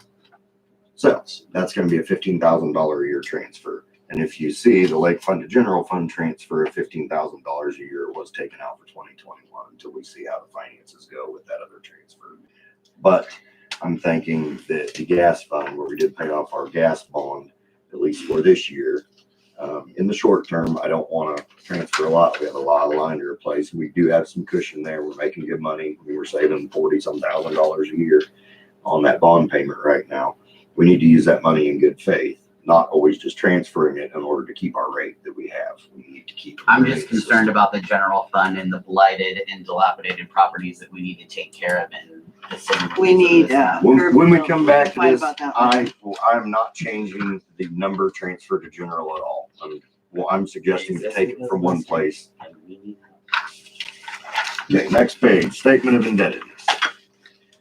This basically just says anything that we owe. The top of the page is our water improvement bond that was issued that we still have. It was $500,000 when it was issued. Outstanding amount was $275,000 January 1 of 2020. Principal interest this year, 35 principal, 8,400 in interest. 2021 will be 35,000 and 8,400 in interest this year. 2021 will be 35,000 in principal and 7,613 in interest.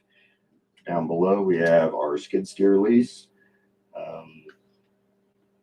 which will be retired in 2022. We will have, it was made in June. We have 2 more payments on that. So we Service. bought that out at the end of the year. Yep. Isn't that the one that we renew every year, every 2 years, or is that a different We one? bought it. This is Okay. an actual, yeah, we basically financed it for 5 years. We own this one because they Okay. quit doing those. Oh, that program with us. us. Yeah, Okay, gotcha. scared me there. Forgot about that. I remember that. They said Mike was tearing them up. Yeah, I tried. I mean, heck, we didn't own it. Why not? It's nice getting going every year. Okay, the next one, the service truck on there, that is the gas truck. It will be paid off actually this year. And we do not have anything due on it in 2021.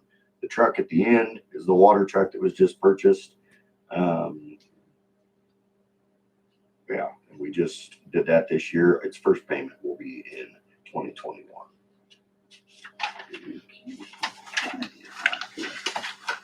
Next page is the first page of funds. Tax levy is the general fund. This is the long one. It's actually the next 2 pages. It's basically pretty straightforward. The only new line item in here that you will see is the city sales tax. And we were budgeted for $7,500 this year because it was going to be a short year, and she only has us budgeted for $7,500 next year. I have that highlighted to ask about that. We still don't know what we're going to get. So far this year, which was we started collecting in April, correct? Everyone did, in theory. But it's, As of July 13th, which we haven't had any disbursements from the state in July thus far, we have collected $2,907.97 from the state on sales tax. Now, some of those would be monthly filers. Any quarterly filers, I believe, April, May, June would be filing in, is it the second month or is it July? I don't remember. On Well, sales isn't tax. Sales tax every yeah, fourth. 4 through 6:30, and then Okay, you if file you're on filing 25th. quarterly. Yeah, Okay, quarterly so, is- yeah, they'll be filing in so July. July, I would yeah. see that disbursement probably in August for the quarterly filers that have not paid yet. Whoever that There's a lot is. of those. I'm a monthly. Yeah. Oh, yeah. So anyway, that's still an unknown. I'm gonna ask about that. We've got this much, see if we can bump it up a little bit for budget authority. I don't think it'll be an issue to spend it anyway. But that's a question I have. If you look at the amount of ad valorem in the line proposed budget year of 2021, where all those X's are, that doesn't mean you're not getting any tax. The tax is back figured on the back page. Basically, you figure out your projected revenues, your transfers, everything, and then you back figure your tax, which goes back into that. How much tax money are we going to need? Do we need to raise the mill? If we have to raise it more than we're allowed for cost of living or whatever that term is, then you would have to have an election to raise. Our city D value from 19 to 20. I guess 19 is an actual, whereas 20 is An an estimate. estimate. Okay, so As far as what we it's possible that it still increases and all that. Okay. absolutely, and people that didn't pay, That is people that awesome. did pay. Some people pay every 3 years just to keep the properties, so that fluctuates some. Okay. Basically, our budget authority for 2020 was 229,000 and, I'm sorry, 235,000, and it will be 229,000 this year. You know, it was, yeah, 229,000, which in general is always extra. I mean, we never exceed our budget authority in general. We haven't yet. That's pretty hard to do if you don't have the money to spend. So. And the next page is a fund with a tax levy is the debt service. This is really straightforward. This is just the little bit of tax levy you have for debt service for the water bond at the water plant. Which is basically a $40,000 transfer in from water to debt service. I can't read it. I was just thinking I was on the wrong page for a second. Once again, the ad valorem, the actual 2019 versus estimate for 2020, it's pretty crazy. The 5-time order of magnitude there that those numbers are different from each other. Mhm. I'm- Oh, It just yeah, kinda- there was. Kind of sticks out to me, but That is strange. Yeah, and some of that could be because we retired our gas bond, because our transfer was 85,000. Okay. And I believe Yeah. maybe that tax got shifted, where we didn't have that larger transfer, I'm guessing. But yeah, anyway, Okay. that part's balanced. It's one payment. The bond will transfer. We'll take what we levied in taxes, transfer what we need. We'll pay the bond. That should be about a zero balance every year in that fund. Yep. The next little block down there is a library. We don't have anything to do with that. Flip over to what is page 7 at the top of the page. Is a fund page for employee benefits. It says have a tax levy. That's basically showing the transfers will be 37,000 transferred in, projected in 2021. To cover that. Yeah, and there's, the taxes figured out backwards on that. If you go down tax required after transfers and everything else, interest on idle funds, $29,479. For budget authority, 73,500, which is pretty high. 2019's actual was 66,700. So. And the block below that is nothing. That is just a blank block. You flip over to page 8. Special Highway Fund. She had us budgeted this year for $25,000 in budget authority. We're currently sitting with 40,000. No, that can't be right. That's what she put down. Budget authority. 51,000. I'm sorry. We were going to spend 25,000 in 2020. Had us budgeted for 51,170. We're sitting on about 40,600 right now. We will get at least another marginal payment this year, I believe, depending on time. I don't remember when all those come in. And then of course next year's disbursement, I think it's averages 16,000 a year, maybe something like that, maybe a little more, maybe a little less. I don't foresee us spending that. We need to, but 25 grand or even all 40 isn't going to go far enough to fix what we need to fix. We'll probably do some crack seal, and if we run out of patch, I'll probably get another load patch, depending on how September's weather goes, if we really need it somewhere. I would say probably a maximum of around 5,000 out of that. I'm going to let her know that and see if we can up our authority at least 20 to 25,000, because I think we'll end up with around 55 to 60,000 in special highway by the end of next year. And I definitely want to be budgeted to spend it, whether we actually do a road project or not. I hate to not have it. So I do have a question on that for her. You have one in mind, or? No, I just Okay. want to, if something happens and we have a sinkhole open up and we have to spend 20 grand on a piece of a block to have it, fixed and repaved, new, everything put in. Rather than coming out of general, it can come out of that. I would just want to have authority to spend it. No, I don't have anything in mind. Or it's going bad quick now. Since we chip sealed the last 2 winters, it's breaking up bad. And I don't know what to do. We're going to try to do some crack sealing this fall, but Band-Aid, bullet wound. So that's another story for another time. On page 8, on the bottom side is the solid waste fund. Very simple. What comes in, what goes out. We pay for the trash service with that. We did take some from that on our chip seal project there 3 years ago. That's building up. Yeah, it's sitting at about 18,000 cash now. It won't be by the end of the year. So she's got that about right. It might have about 8,000 by the end of the year. Next page, page 9, water. Our current budget authority is $495,500 for 2020. She's got us down to $394,500, having our cash balance down below 100 grand by the end of this year. That number is not correct. I don't agree with that, although I don't think this needs to go back to the drawing board, as we're kind of on a time crunch. We'll be fine with our authority. She has us ending with $97,650 at the end of the year in cash, and that's not going to happen. I really hope that's not going to happen. If something really bad happened, it could. But then, of course, the next year she's got us ending with $3,150. The numbers, she did this really quickly this year, and she wasn't really looking at what I'm looking at here. So that one, it'll be fine though. 394,500 for authority in 2021, I think is adequate for anything, our operating and in and out, and anything we need to do there. So no issues. Second part of that page is the sewer fund. That all looks fine to me. It's once again cut and dry. We don't have any transfers other than, do we even transfer other? I don't think we do. But, I didn't see on the list. $2,000 to something, maybe employee benefits actually. Yeah. Yep, employee benefits. So, 220,000 budget authority for 2021. She had us at 320 this year. Again, to be able to spend it 2021, I don't know. Sewer, we're sitting at 138.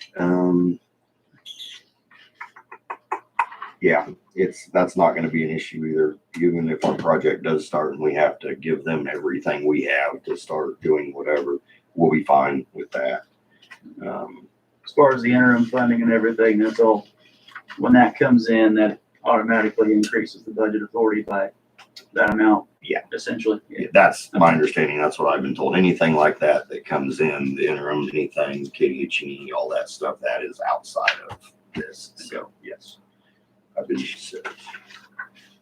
And if not, payroll. Good at that. Next page, page in the top, gas. Budget authority for 2020, 581,500. She's got it exactly the same, 581,500 for 2021.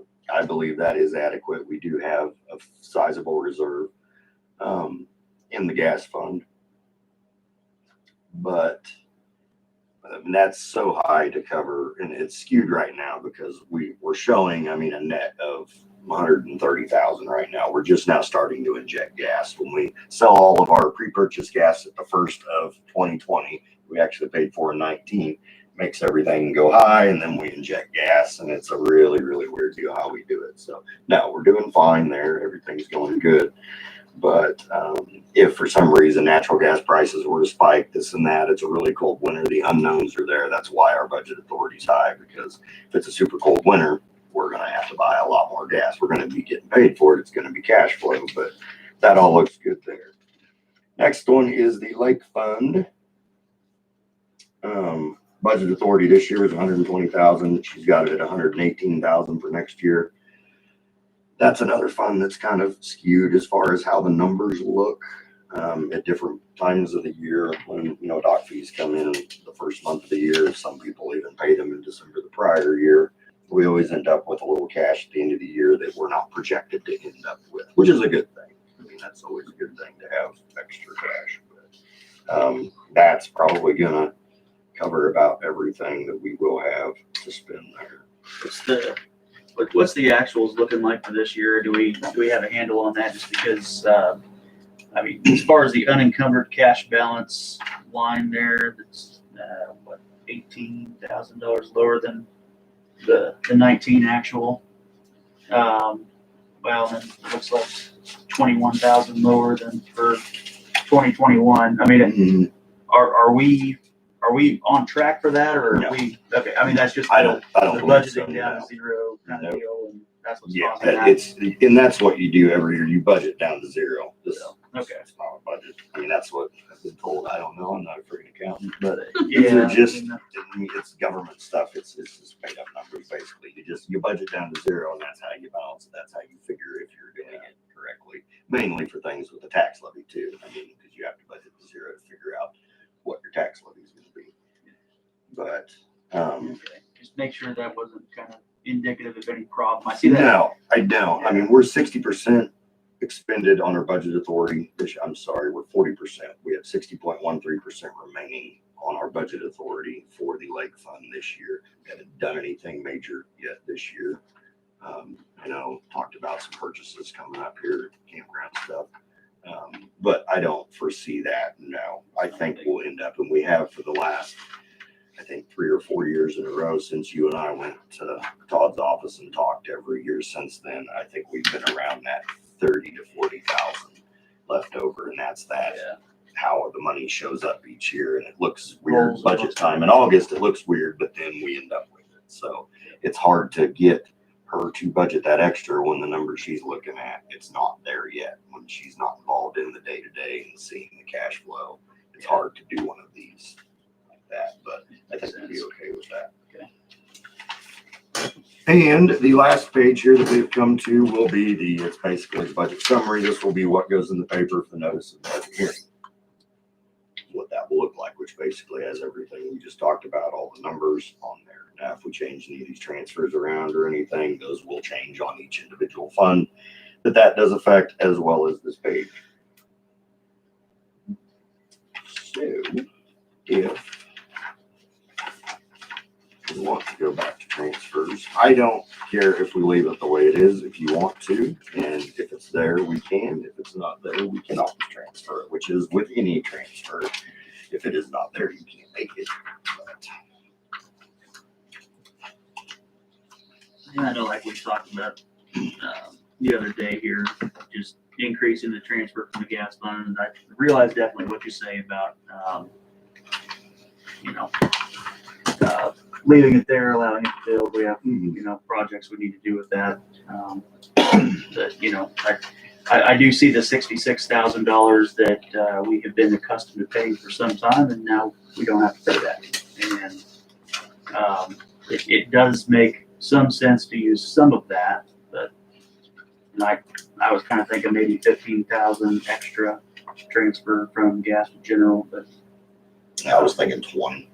okay. Actually, for this year, take the gas to general transfer. If there isn't an issue by statute on any certain amount, which I don't think there will be, I don't know the answer to that. 55,000 rather than 30 from gas to general, and schedule 20,000 rather than 45 from water to general. And that literally balances the general number dollar for dollar, what's in there, just a different fund. And then possibly the lake fund can come back next year, but we have to start transferring that reserve. Otherwise, we're gonna. So essentially, it's not gonna give us any extra in the general fund. It's just coming out even. I mean, as it does every year. Yeah. I mean, no, there isn't anything more per se to general.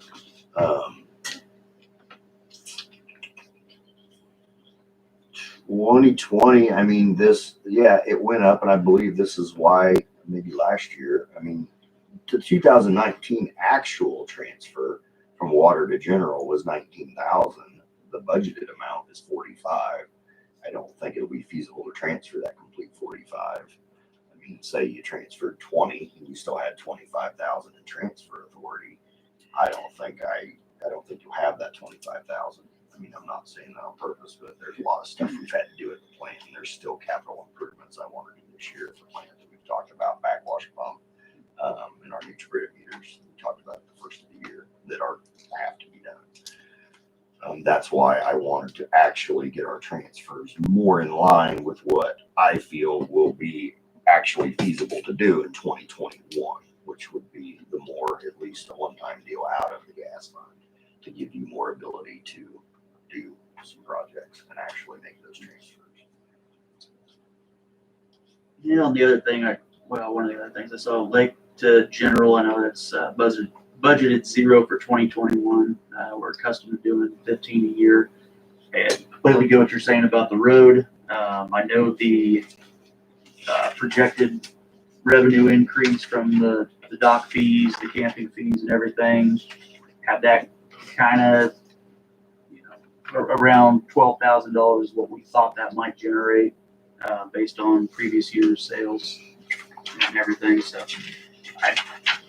I would say maybe not abandon that entirely and put 5 in there, but that may make that number not work on this page. On that, yeah. Yeah, that's what I was just looking back. So it may be an issue if we can't do that, and it would just have to be something that we'd have to declare excess and plus 12 and transfer, but increase. Now, if that makes sense to her, the plus 12 grand, because she has our charges for services the same as 2020 and 2021, and basically the actual for 2019, which is 97,318, And we're at flat 97 for 2021. Now, if that increase, if she would take that and increase that, then that bottom line, because that unencumbered cash balance, December 31 cannot be named.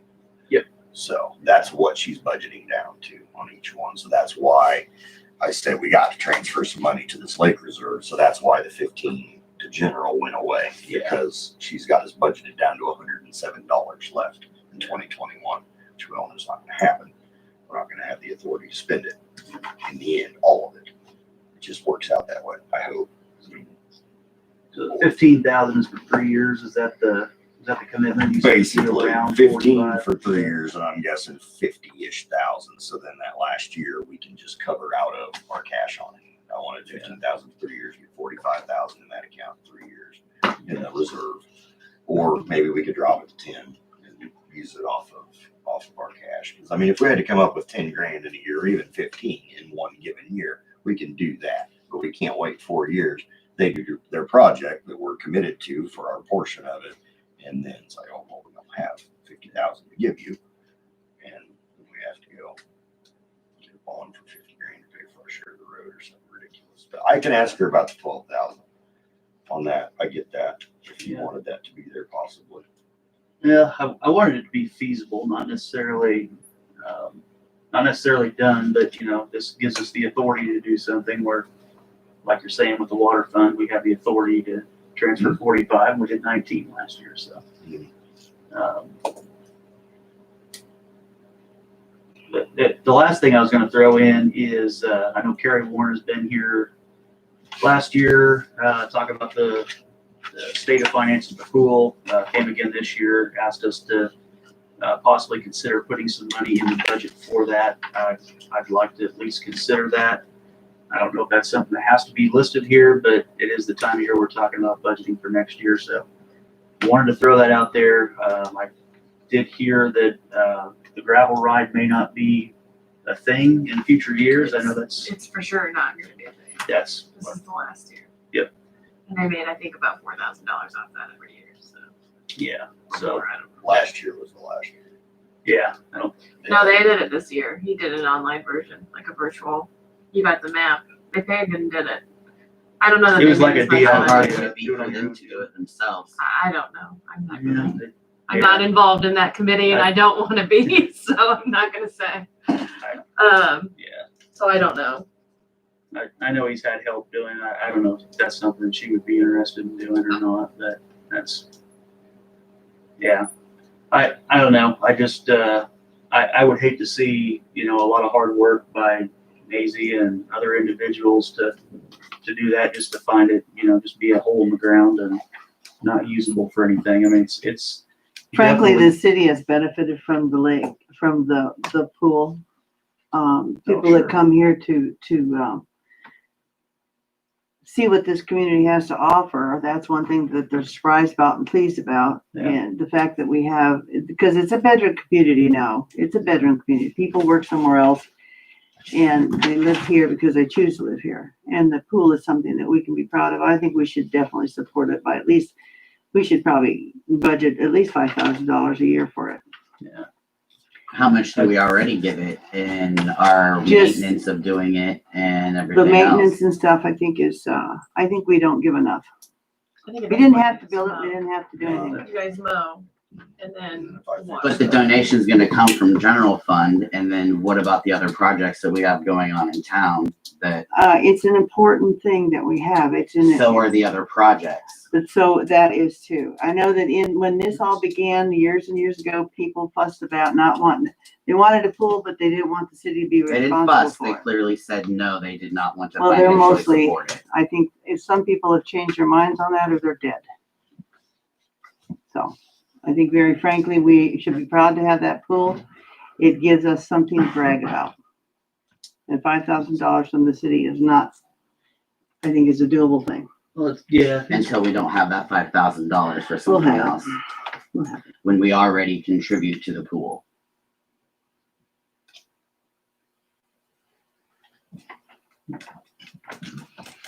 Anyway, But I don't know. It's And we're definitely. contributing to something and giving money to something that we don't even own.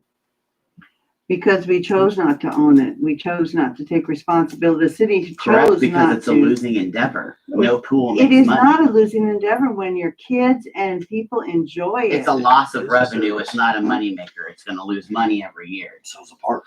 Yeah, we're not making any money off everything we do. I mean, that's. You need to What count that's into what a the. city does is provide services. I mean, that's, But the pool hasn't and isn't our service to provide. The park is our service to You provide. can The donate. to building pool. the city owns across the street is our responsibility to do something with. There's a ton of stuff around town. So you don't support the pool then? Please don't say that. Well, I don't know what else to say. When we Show have me the funds for the other stuff, and I might be more willing to give money to that, Dolly. But don't sit there and tell me that I do not support that pool. Don't put those words What out. would you say? Well, if they've come and asked us for it and given us good reason why, and I just gave you some good reasons why. We can't even afford the park. We had to have a park board created and raise all this money that the city isn't really putting anything into from a park board. We don't have the money for that, but you're gonna give it to that? Come on. well, I'd who's give gonna it to the donate money park, to a too. city? I mean, seriously, if a government comes and says, hey, put money in the jar for this. you The know, city heck owns no. the park, and how much But- money did we But if the raise that park people board does it, donated it's to for a us? specific purpose. What was the number? Yeah. 25 grand? Oh, about, yeah. Yeah. Maybe they will donate to the pool. Yeah, But There's- that, in my opinion, they do spend a substantial amount of time fundraising every year for the pool. So I don't feel like we're trying to help some lazy people who aren't doing a good job, especially the group that's come in and done a lot of back work to continue. And I know Yes. some of the work they've done to keep it legal and Make still it working, maintain it. And I don't see why it's out of line to put a foot up. But that's me. I'm on board with the city giving money to the park too, but that's obviously everything runs in a budget. But I think, yeah, it's a wise thing to budget for that in the future, especially if they do come back next year and say, we are struggling now. Because they couldn't run all their fundraisers this year. yeah. So Yeah, they had a poker tournament planned, the bike it's not ride unreasonable. wasn't to the level that it has been in years past. Yeah, I mean, no, and it was virtual all didn't raise virtual, much so money, it didn't raise as much money, but Yeah. he did have this thing. That has been being married to the person who does the finances for the pool. I mean, that's, I have some insight into what they have, and they don't have a whole lot of money, so. Okay. Yeah, and with this latest revelation about And now the would bike be the ride time to being do no it then. more, I just don't want to see it become a hole in the ground. That's I where I'm agree. coming from on that. But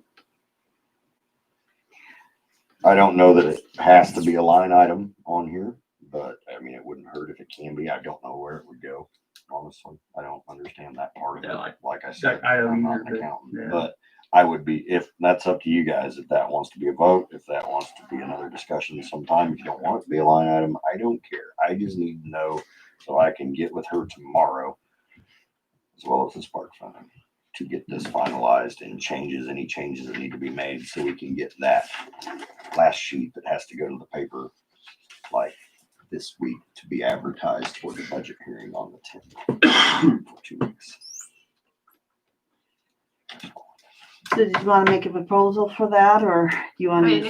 if it doesn't have to be in there in any particular terms, then we don't have to do that, right? Like, yeah, I'd agree. That's what I was trying to do, is just make sure we were sufficiently planned ahead and had the authority to do that if we needed to. If that's something that can be done with the line items that's currently on there, I mean, we can cross that bridge when we get to it, but that's, yeah. If not, I kind of would like to see a line item in there, but that's a question, I guess, for April, so. Which you're saying support by literally, I mean, whether that be payroll or whatever it may be, like we can't make the payroll. If they needed Yeah. something, the city could purchase Yeah, it it'd directly. be a transfer. It would be literally, okay. Yeah. That's what, because that's two totally different things there, but yeah. Yeah, I mean, yeah, we're not gonna do payroll or anything. Provide that service. No. Yeah, I mean, that would be one thing. If they can't make their payroll, we just can't step in and make their payroll. We would have to give them the funds if that were to happen. Yeah. I can ask about a line item, but I can't make that decision for you guys tomorrow on a whim, so I don't know. Whatever you want to do, just let me know. We have to vote on this tonight, right? None? This, to put into the paper? No. Okay, For August 10th. yeah, that's what that's all about. Must we have a final copy in hand for that? So I mean, in other words, Yeah, can they- that question be answered and Well, you have to have the final in the, Thing we change up here, not anything, but Yeah. some things will reflect on this page. This will have to be updated to get to the paper, like, yeah. by Wednesday or Tuesday or whenever their cutoff date is? Yeah, I'm not honestly sure because it needs to come out this Thursday. yeah, it's Monday, the 10th is Monday, Yeah, so that's. it has to be published 2 weeks prior to your budget hearing or one? 2. I don't know, I don't really publish that. I thought just once. Okay, well, if that's the case. Well, you gotta have it by, What is the The 25th? 25th. So if it came out the 30th.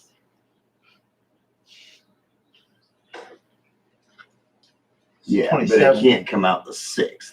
And then, yeah, 1 week, because it can't come out the 6th and it has to be published for a one week. week. For Okay. 1 week. Yeah. Yes, okay. So that's why we need it to come out on the 20th. Well, Tomorrow.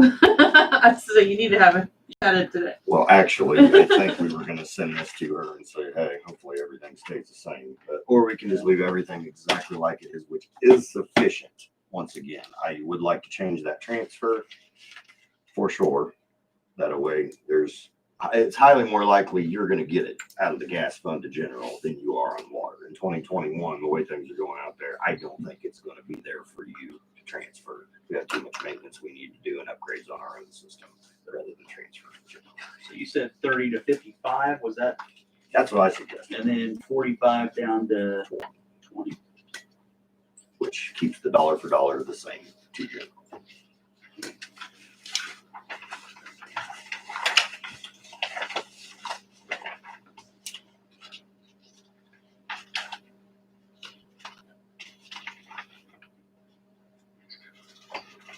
And I'll ask her about the way going out of this. So then we need to, we're still talking about August 10th, we have to have a budget hearing. Yeah, do they have to make a motion to have a budget hearing or just? Don't we have to publish that in the paper? Yeah, that's. what Yeah, I was looking at. yeah. That 12,000 is fine. I'd like to put 5,000 back from Lakewood General, but that, just to give us the authority to transfer if need be, but yeah, if you're gonna publish it, I think they have to approve it to be published. And have the There you go. Hearing set. On for August 10th. So I'll need a motion to publish this so moved. in a second. I say. All right, Andy. All in favor of a budget hearing? 2, 3, 4.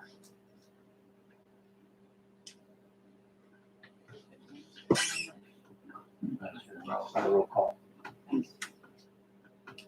Okay, Took a I while will for the hands fix to as go up. much of that as I can fix.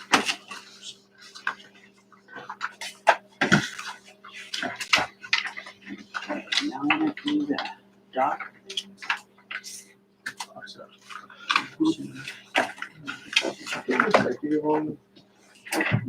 I did not.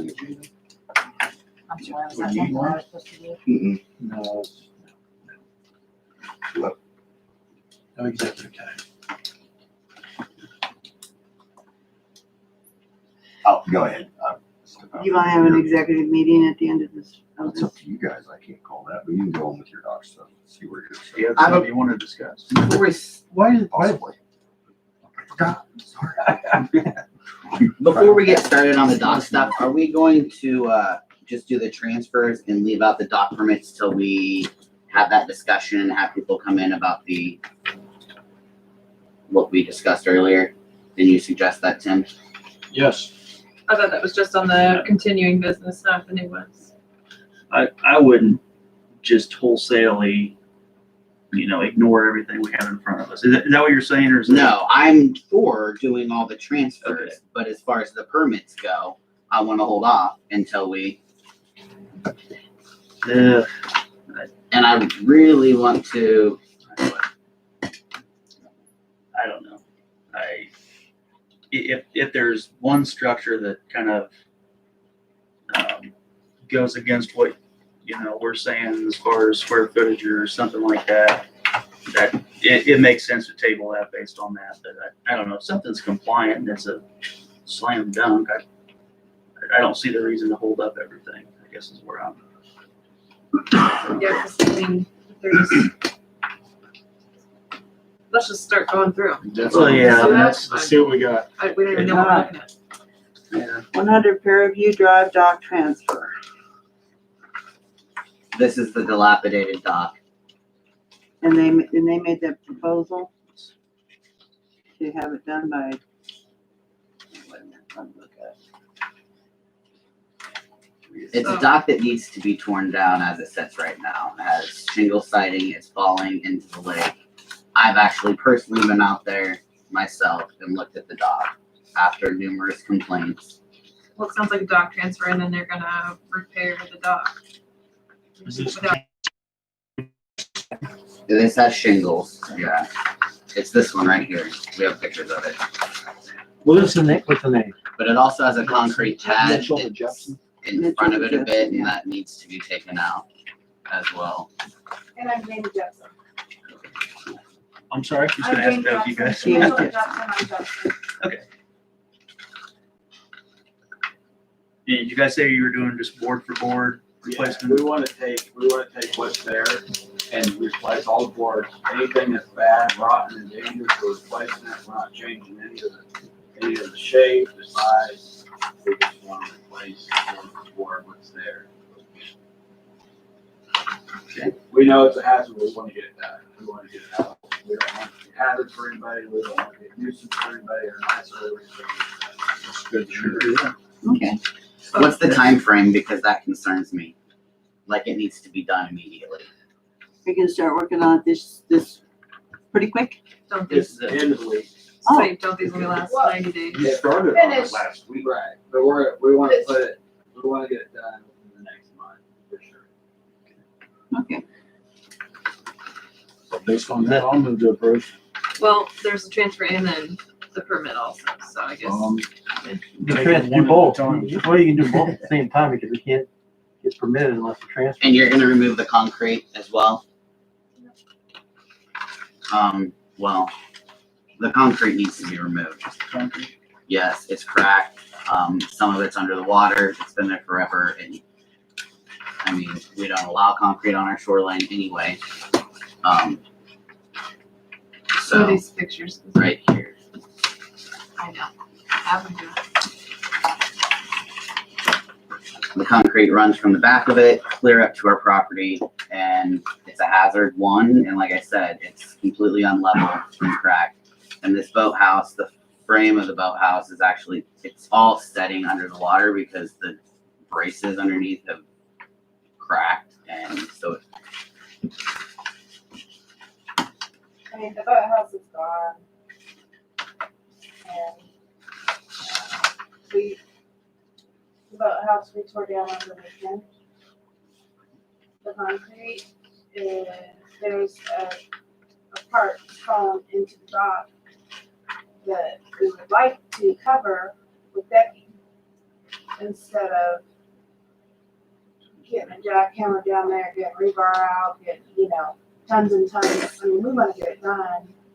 We're designers, remodelers. We want it to look great, be sound and sturdy, and do it done right. So we know it's an eyesore.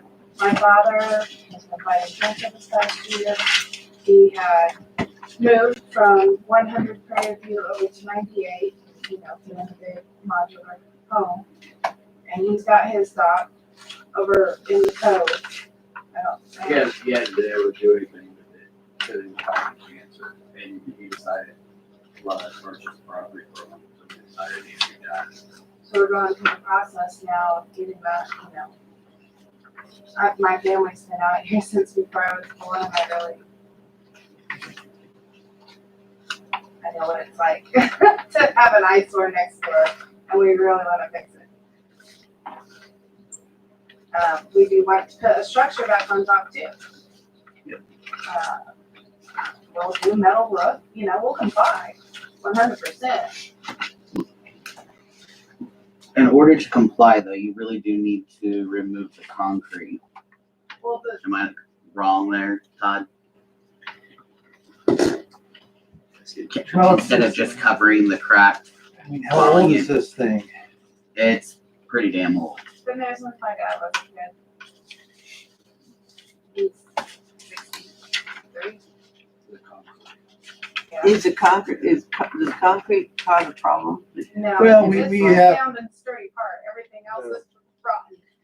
We have, as a general concept, you guys have been forbidding the construction of anything other than wood walkways there. I mean, something of that age that exists is not surprising because that's probably any.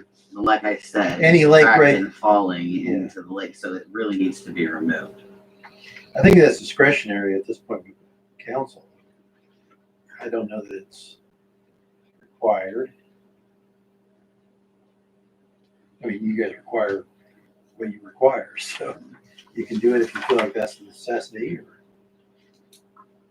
I mean, it's existing. I mean, if they're doing it board for board replacement, I mean, it's almost like saying, okay, well, we'll let you do this over here if you fix this over here, which really doesn't make sense. Although it's kind of extending from that. So It is.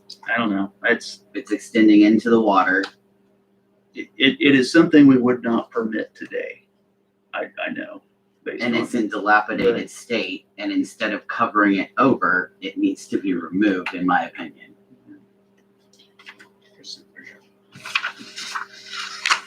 But, you know, that part of it's not the new build, that's an existing build, so, yeah, I'm not. We need that happen. Between the green stuff and the boathouse. So what you're talking about, Brett? Say the concrete is a 5, but Does it like go under the boathouse then, or is that? there Yeah, it is goes- concrete and, oh, No, the concrete goes up to the summer house. Oh, okay, so Into the dock, yeah. It goes along our shoreline and so over it's to the just boathouse. completely outside of that boathouse. Yeah, Okay. the dock goes up to the concrete. Yeah. So the concrete is separate from the top of the concrete. The only concrete on the dock here. Is that a part of the structure though? Is that like a structure foundational item? Now, the pilings underneath the dock are separate from the concrete slab that comes out to the I dock. just, Big crack right there. I don't, To me, it's a separate issue, but that's. so replacing the dock board for board, we could go ahead and get that permitted and then get it done. And then address I mean, I just, Actually, first of all, I'll move to approve the transfer from Mitchell to Jepson. I'll second that. All in favor? Unanimous. Now I'll move to approve the dock permit if you get the dilapidated structure completely redone in the 30-day time. If it takes more than 30-day time, then something else. The concrete has to be removed too, in my nomination there. In that 30-day time frame. No. Yeah. Well, geez, Louise. If, That's the motion. It's That's a an motion, there was a additional- motion. yeah, that's a motion They said 30 days. They just said said that they were 30 gonna get days it done on in the- 30 days. on the dock. On the dock. Right. Okay. But but. And I'm including the concrete needs to be removed in those 30 days. So Thank you. I'll be clear about what the motion is. All right, that was what the motion is. If I do not have a second, do I have a second motion? No. Okay, that's tabled. So that motion died for lack of a second. Yep, it is dying for lack of second. Do I have a different motion? I'm not thinking that I want to give a 30-day time frame to remove the concrete, but what we're shooting for, what we have been shooting for years here, is for people to not just put a Band-Aid over an eyesore. I like the idea of getting that shed, the boathouse, whatever, replaced within 30 days. But I don't think that we need to give only a 30-day limit to get rid of the concrete. But I do think concrete needs to go. That's where I am on that. And what if we can't, I mean, Is it, you know, do we, I guess, I'm sorry, go ahead. I was gonna say, is even construction, is it feasible? If it's feasible. Because I can't tell a whole lot from looking at this picture here. Like, I mean, I'm climbing up and down that thing, getting in the water, getting, you know, any little chunk of wood out, the fishnet. Well, we're working on it, and I mean, the concrete is not going anywhere, and it's gonna take a lot of money, effort, manpower to get that out, especially in the time we're down there. And I know that, you know, under docks you have concrete piers and 55-gallon, you know, there's lots of docks out here that have 55-gallon drums full of concrete underneath them holding them up. So what is the difference in having a concrete cover section covered with nice pressure treated decking? Right. I don't think that the concrete would be a hazard if we did the deck right, is what I think she's saying. Is if we were able to bring the deck with support over behind that concrete, it wouldn't be a hazard. There's no harmful chemicals or anything in that concrete. There wouldn't be no tripping hazards or anything like that. Well, the big concern is the lake is filling in with all kinds of silt. Last thing we want to do is let it more be added to it. Right. I mean, that's just what it boils down to. Right. But I think building the deck or building the dock itself is feasible at the moment without tearing the concrete out right away. How do you two feel? You haven't spoken much. I'm okay with the dock for sure. I don't know what to say about the concrete. I mean, I grew up with concrete like this over by the swimming area. Yeah, to it's be really honest. not. So when I look at this stuff, I think, oh, looks like I jumped off of when I was a kid. I don't know. So it's hard for me to make that assessment, I guess. I know we're making improvements, but also, Maybe you should all go out and look at it. I mean, I think we can If approve you're the dock. gonna, if people are gonna vote on something, you should probably see it firsthand before you vote on it. It's your due diligence to do so, and you should probably do it. It's, I am quite sure that the getting the concrete out is gonna be very difficult and very hard to do. And in the meantime, they want to replace a structure that needs to be replacing. They can do that. And as far as the concrete goes, maybe we could do that a different day. But it just sounds like you're asking them to do something that's gonna be very difficult and expensive and it's not gonna hurt anything. And we're just trying to help. I mean, I understand that. It's still gonna be better than what it is today, and that's, you know, something that I. Are you gonna go out and look at it, Dolly? I can't physically do that anymore, Brett. It's dangerous for me to do that stuff. well, But I also know that sometimes you have concrete that you can't move because you can't move it. You can't afford to move it. You can't physically do it yourself. And so if it's not hurting anything, Okay. okay? With our new paper that we just paid Todd to write up for us here, should that concrete become a huge problem, we're gonna be able to make them take care of it either way. Correct? Know how? Well, doesn't this say that if there's any, No, it's a laminated structure. yeah, So, If yeah, it that's, became a problem. yeah. well, and that's when you're talking about it, you know, going into the lake, which it sounds Yes, like ma'am. it's, a while before that's gonna At the happen. end of the pier, on the boat ramp, there's concrete down in the water. I mean, is that gonna be removed? You mean the wall that's under, well, that's retaining. That Yeah. provides a purpose. Okay. I feel like if we did But I tear this, I understand what you're saying. I feel like if we did tear this wall out also, more of the shoreline would fall into the water. You're gonna have to get down there with a jackhammer, cutting out rebar.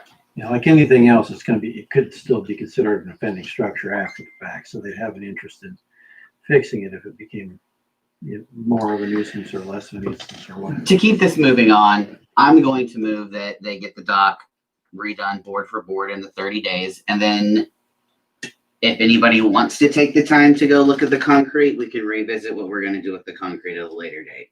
That's where I was going with it, so I would second that.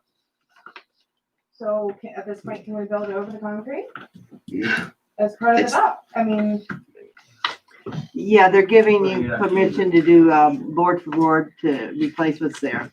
Board But- for board. What this boils, I'm sorry, let the lawyer talk. But I think it's inherent in what you're saying here is that you could come back and say the cement itself, where it's at, is an offending structure that's dilapidated and would have to be removed. Yes. So if that's gonna be, if building the new dock, which I understood wasn't a support structure, so I thought it wasn't an issue that you'd be later required to remove that, you could without damaging the new dock. Is that right? I'm more concerned about other docks, the lake that are dilapidated and have danger of falling into the water than I am concrete that is not Well, I'm a present I'm not danger debating to the- fall into the water. not debating this. Yeah. I wanna make sure I mean, they understand and I understand that they're not I will. talking about building over it so that that is now a support. The cement is now supporting the dock. no, it will not be supporting the dock if we do build over it. Okay. Will not be. Proceed. Okay, Okay. just so you understand that we're gonna allow you to rebuild. But we could at any time come back and say, hey, the concrete's gotta go. So, with that, I move to approve. All in favor? We need a second. I thought You you already did. had one on No, there. we had- I thought You you were did. seconded. You mine, seconded just the exactly the what I second said. First motion. Oh, that's right. Okay. I'm That's He the same moved, you motion. moved. Right. I've been up since 3 and I gotta go through it again. I'm ready to go. I actually had some right. Change. All in favor? Yes. I'll move to approve the transfer of Hanson to Schmidt. Second. Uh, thank you guys. the 304 Flint Hills dock, Bradley to Holloway. It's 433. 433. Wait a minute, let me get my glasses 304? back on. I get steamy when I put my glasses on. 433. 433? Hanson to Schmidt. Yep, sorry. 433 dock transfer, Hanson to Schmidt. You know, double check the picture. Is that what it says? Oh, okay. No, I didn't. You made the motion? I did. That address. Okay. Then Justin seconds? I don't know. They've got their Topeka address on Oh, the I form. thought it was Bradley. No, No. Hanson to Yeah, That's Schmidt. what she, I'm sorry. 433 Hanson to Schmidt. That is correct. Now we're on Bradley. You got everything. They're close. So you just need a All in second. favor? Two seconds. I did. Justin. One of us did. Oh, yeah, sure. The result is 4-0. You did okay. All right, Mine a third then? 304 East Flint Hills dock, transfer Bradley to Holloway. You do approve. Second. All in favor? Got it. Okay. This next one is 304 East Flint Hills Drive dock permit, Holloway. The same people we just approved. So what's the permit for? Let's take a look at that. Budget structure, boat shelter with above deck. That's a structure, isn't it? That's a transfer. Sorry. Too much stuff. Wrong thing. The boat sheltered. What is it? 12 foot wide, 16 long, 8 foot tall, It's got, Go for it. just in the dock. it's got 9 and 3 though. It looks like 12 foot to me, Yeah.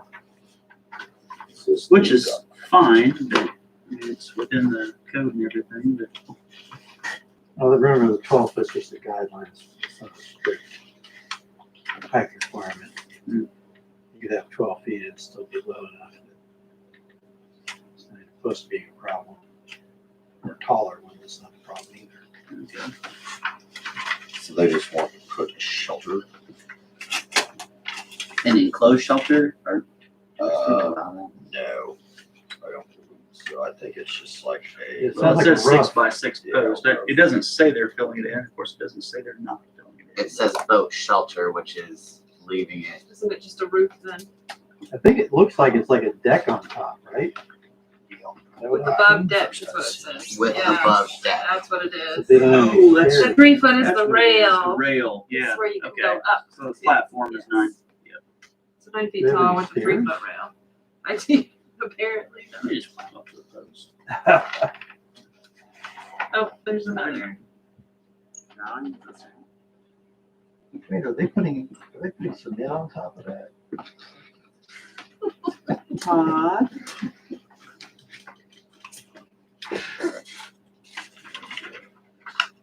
I think it looks fine to me. I'm gonna go approve.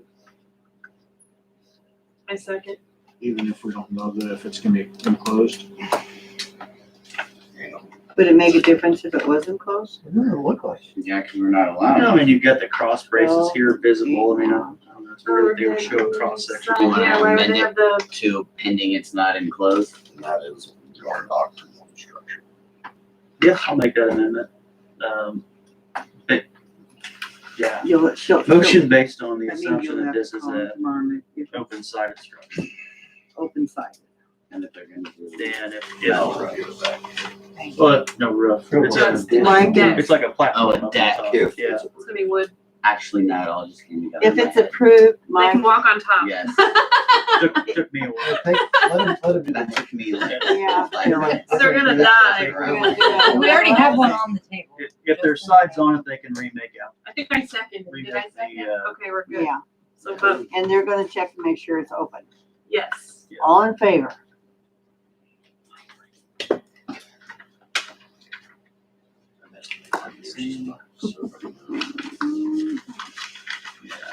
And I'll move to approve 423 East Flint Hills Drive. Dock transfer from Woodward to McVeigh. Second. And so then we're at 298 West Flint Hold Hills. on, you Drive. got, we got, Oh, I'm in such an eager mood. All in favor? Yep. I'll move to approve 298 West Flint Hills Drive dock transfer Cashman to Johns. Second. All in favor? Yep. unanimous. So my question, are we allowing, let's see, 265 and 266? Explain that to me. That's two docks, right? Do we allow 2 docks to be transferred? Just did. No, Yeah, two there's at the another same one. property. Yeah, you do. And You have, yes. it's totally your discretion to let. Okay. If you have, if they have an existing structure, the two docks, you can transfer. This is the one that's dilapidated that has the asbestos siding on it that we told them that they had to take care of 2 years ago and 1 year ago. And the people are now trying to transfer the hazard to Shutter. And that's the dock that needs to be tore out immediately with the asbestos siding and the hole in the roof with the shingles. And I think this is Mr. Shutter right here. Am I correct? Yeah. Yeah, and he's the one that sent in the letter about repairing it and having it done by 2022. I didn't know that they had been informed to tear it down before. They did. Did their realtor or anybody inform you of that? Who was their realtor? They didn't have one. They didn't have one, so it was just them. Yes, we had already instructed them that they couldn't do anything until it was tore out. We actually did it twice. So it's an eyesore. I want to take care of it. I agree it needs to get taken care of. I just hadn't planned on it right away. So did you already purchase the property? Yes.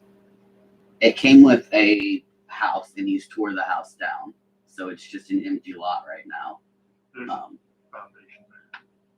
yes, I saw that there was a new foundation for it today when I was at Turnbull's house.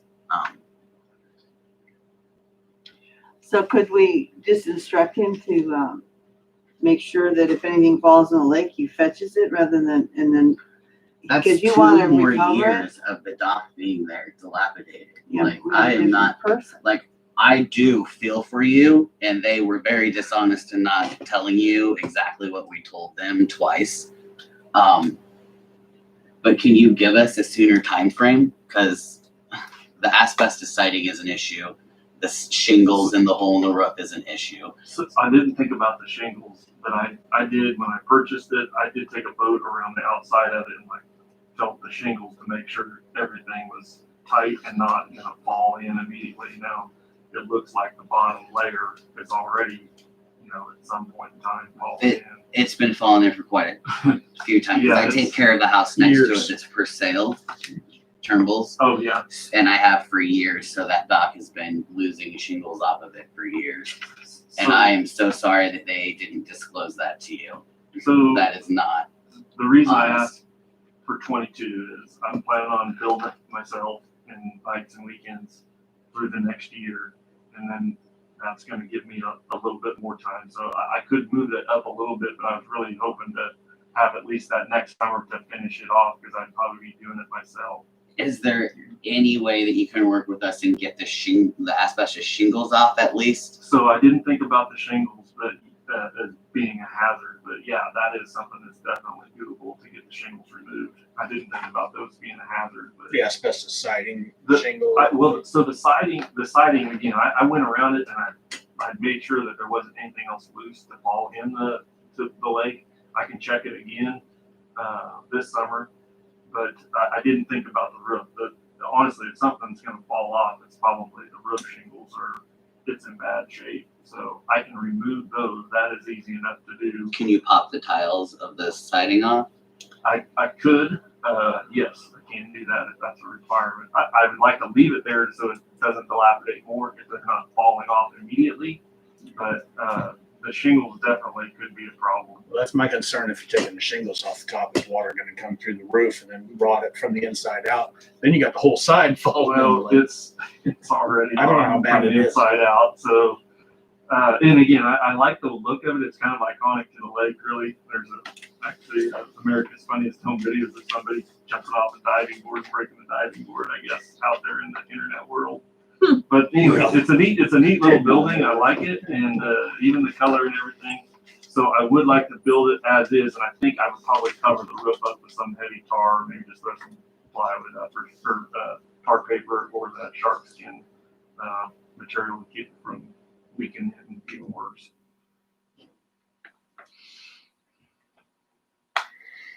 I'm very torn here because I want the asbestos. I mean, I've been talking for years about that dock and the asbestos siding, Probably since and we you've have been on the council. instructed that guy multiple times. He was dishonest with him, Sounds like. but he it's a needs lawyer. dilapidated dock that Yeah, you can see there was no realtor though, right? On the positive here, though, they smoothed the gravel out on Paul Shutter's lot, so you could turn around on Ponderosa Point. I did do that. I had to skip But that's not him. That's not him. That's his But they brother. did No, I it. I mean, that was another issue. So But are you willing to let no, that go I'm another just 2 bringing years? some levity to this moment. This was another issue we were talking about just a couple weeks ago. Yeah, we spent half an hour on that. Yeah. I mean, my suggestion would be that you take his offer about if the roof is replaced, that it's Yeah, it's good. kind of where I'm at too. I think that's The asbestos siding Are you living out Okay, there well, or are you gonna here's, live out there here's eventually? ultimately what you gotta do. I hope so. Building? Transfer's building never your gonna home? get stopped. Yes. Oh, If you okay. wanna fix it, So that's And why we're the. Well, I understand. Like My somebody go out there and fix it. brother and sister bought the meaning Stone our Hotel guys. and it's Yes. scrapped inside and they're living in it. I'll move to So- transfer from Roth to Shutter. No, Or we did that already. can we did already do that. We're done with that. Did we do that already? We didn't do We didn't do the that. transfer. No. So because it's not transferred to him yet, can we make this Roth's issue and not his? Well, what is, Do you think he's gonna do something about it after 2 years? no, he's I not think I gonna have do better chance of anything. He making has some Let's to work pay with for the it. one in the room, I guess. You don't think, does he own any real estate in the county anymore? He bought Harveyville Lake, did he not? I don't know. Did he not? I don't know the guy. I don't know. Somebody did. He's from Wamego. What does that got to do with that? Yeah, I don't know how you. The guy that owned a car lot or something got Harveyville Lake. I mean, you're gonna be Somebody was talking about that. at least around the property enough to notice if something starts to happen, Oh, like yeah. stuff falling in. Yeah. And again, I had the same concerns about it falling into the lake, because the first time I met Mike out there, he said that there was a concern about that dock out there, so I checked it when I could get into the water without freezing. Yeah. So my concern is, one concern is this is all being recorded, so everybody with dilapidated docks are gonna be seeing this. They know that we've told the prior people to remove it, and now we're extending it another 2 years for somebody else. I mean, I think that was on us in the first place for not enforcing the fact that we gave him a letter 2 years ago. And then we didn't go and tear it down. And now he's purchased it. Like, why punish the person who's now trying to actually fix the space? So let it go another 2 years is what you're saying. I'm I just thought we were gonna saying, come to an agreement of a shorter time frame. What's that? Did you say that you can come to a shorter time frame? I could, it's gonna push me next year in the summer to get it done. The That's my shingles only and the concern. popping off of the siding is not gonna happen until the next summer. No, that will be now. that'll be now. I can do that. As long as you can remove the shingles and the asbestos siding, I'm okay with you. As long as you're removing the hazards and all of that, that's if you want to keep the frame so that you can then repair it the way that it was, I'm okay with that. What you're considering environmental hazards. Yes, to the and, lake. and if you take care of the environmental hazard, thank you, Mike, because I was searching in Environmental my, hazards, You did 'cause say there that might be- you would do that sooner. so as long as the environmental hazards are taken care of, the frame can stay until you can get to it to Yeah. put it back the way that you want it. Yeah, so the only thing I would ask is, I know it is asbestos siding, but if it's solid and on there, I would like to leave that there so I don't have to wrap it with something else, and it's gonna look, I mean, it'll probably look worse Yeah. than a temporary. Were you here when I was talking about me talking with the wildlife and parks and how they told me to immediately get the asbestos siding taken care of, and that you need to fish out the pieces that have fallen off in the bottom of the lake? You need to get those removed soon too. Were you? I heard you talking Okay. about it.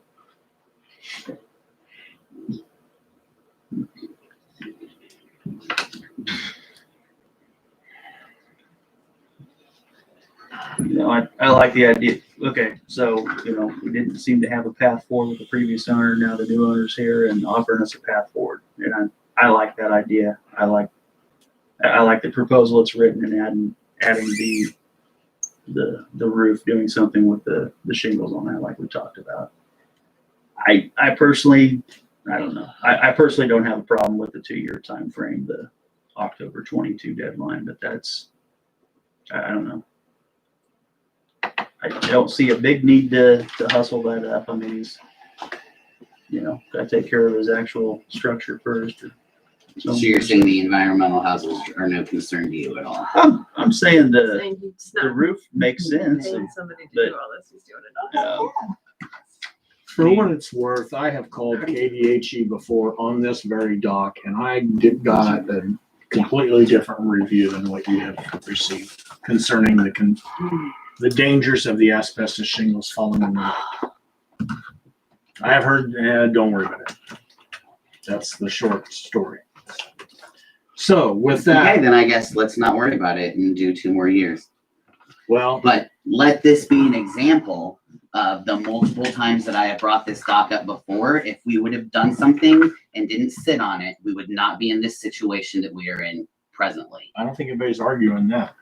That's very valid. Valid. And that's why we're designing this right here, to try to have something on our side so that we can enforce this. All we can do is just shake our finger in their face, tell them fix it. Amazing. Okay.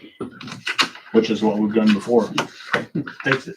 For a motion? I don't think we need one for We have a this motion situation. now. Is ending the discussion. Do we have a motion? Is it a transfer? We still need. I'll move to transfer 265 and 266 Ponderosa Point dock transfer to Roth, from Roth to Shutter. I'll second. All in favor? And, yeah. You want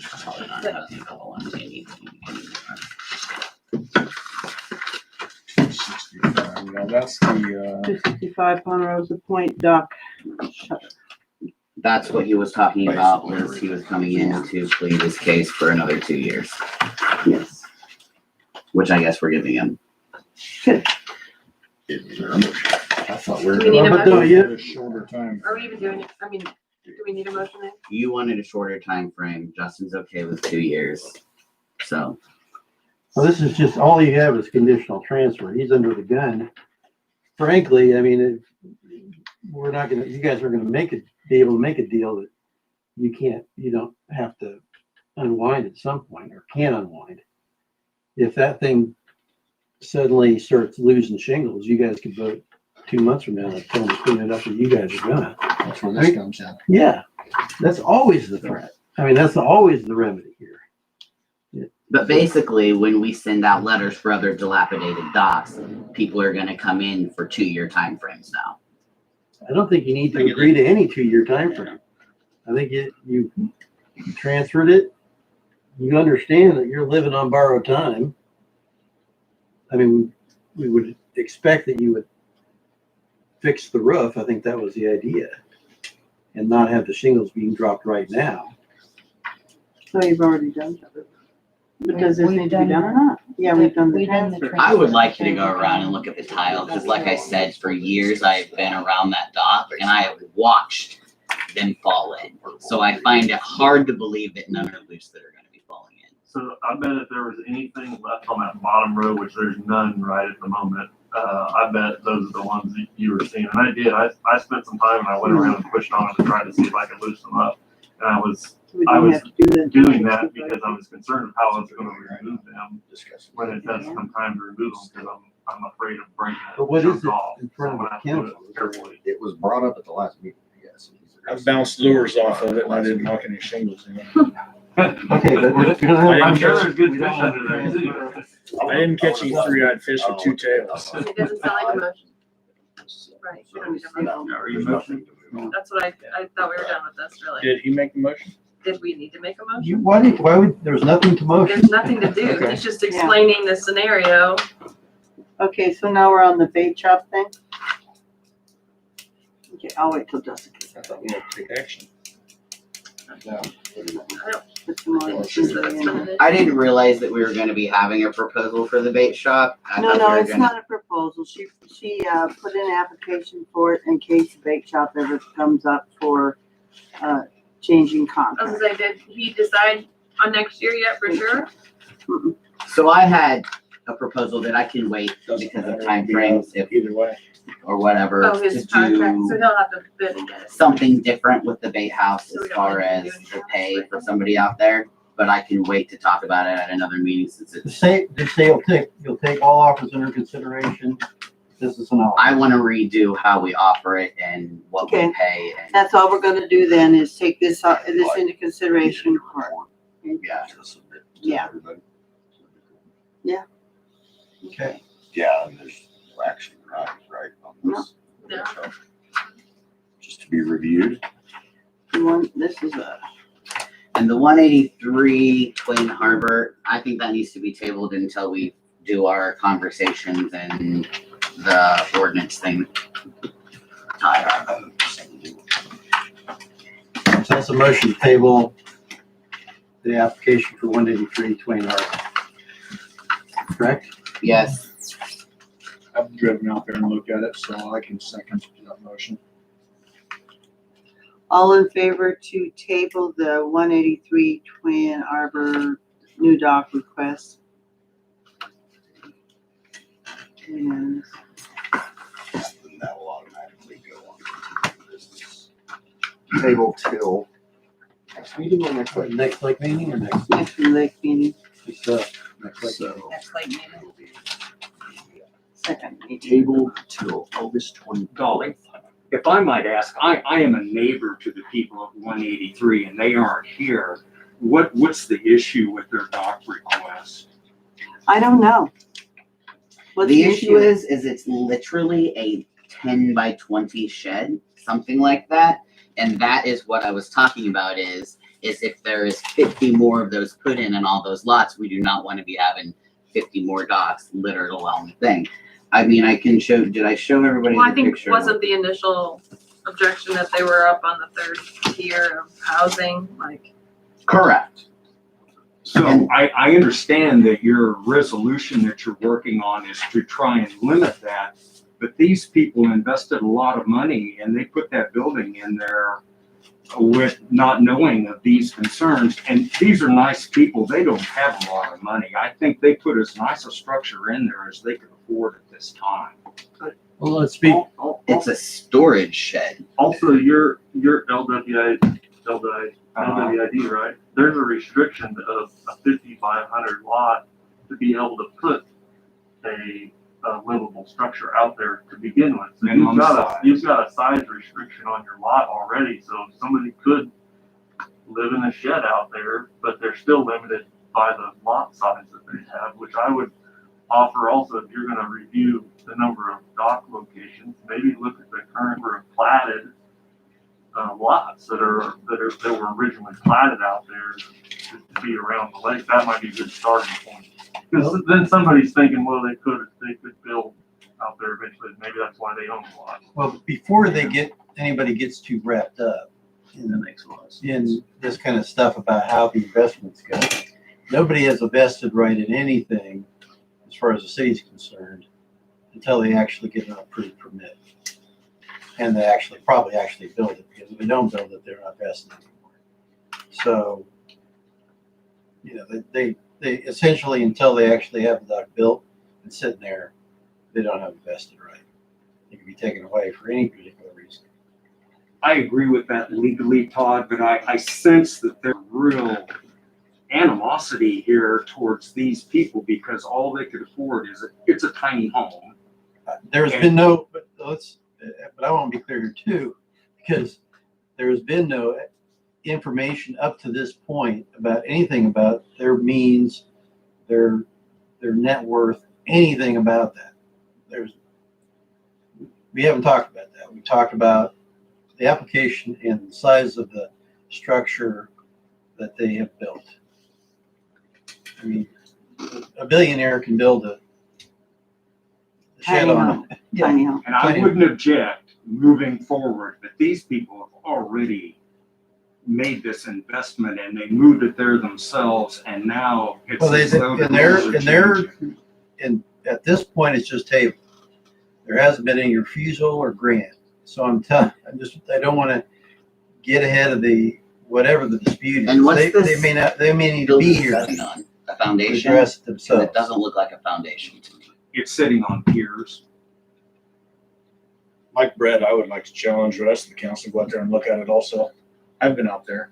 I honestly couldn't find the house. But I know where they want to build the dock. I drove down over to that area.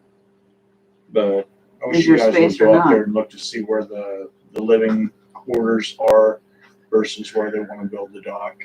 And Do they have access to the dock if they do build there? you have access all the way around the lake, so yeah, sure. I think when we looked at the map before, there was a couple access points that were You gotta zigzag your way down there, but what are they called? The word just. Public Right. access. Public access, yeah. So, there was openings between houses. basically, I think what's being talked about is they're adding, people are building homes out there, and there's some people that want to limit the amount of more docks that we put on the lake. That's what the discussion is. I don't think it has anything to do with, well, it does probably, but. I have no yeah. idea who these people are.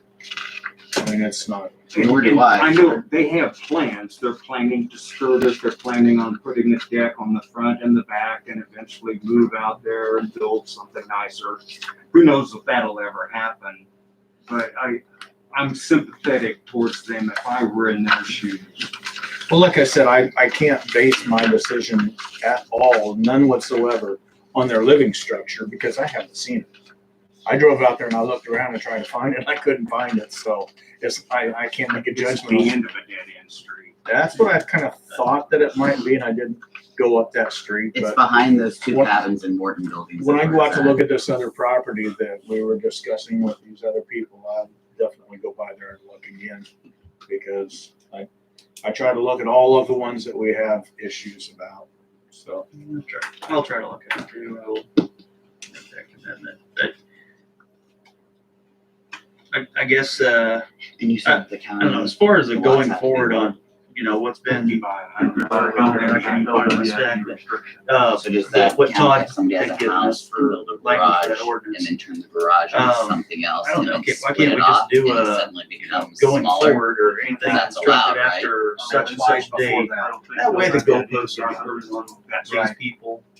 It'd be one. You know, That's all and in your power. if somebody had The a habitable structure. had something that they were planning and we did that at that date, at least that would give them an opportunity to maybe go adjust their plans, but where this is already a structure out there. I'm not even saying to approve it tonight, but I mean, kind of keep that Well, that's gonna be, Keep that in that's gonna be mind. inherent in anything you going pass forward. Yeah. because of the substantive rights you've granted before. Right now, it's like it's setting on something like any shed that somebody would come and get a permit to have a shed put in their But yard. the original issue wasn't with the house or the type of house, it was the distance from the lake. And it was how far back away from the lake, I mean, what if we have houses going all the way up the hill? Well, I Third, mean, fourth, fifth, sixth tier, if you're in the roads city up. of Eskridge and you're in the 24th tier and say, I want to dock at the lake. So I mean, that was the Where do original you- concern. where do I'm you not sure why stop? the house is even in I the get that. right now. That's- I think it's just another. Oh, we've tabled this, how about? Well, yeah, so Mike, are you doing? Sorry, I was just That's wondering. how- Yeah, I was just wondering. that's what I'm saying. Yeah, Don't 5 go back minutes, I'll on just that. have a I'm just quick saying update for you. food for thought on the ordinance that Todd presented. No action. But Todd and myself, if we. I I'll can move to go into still- executive session. no, I want to throw 3 things out here real quick. Everything on the agenda? Yes, right under mayor council concerns or comments.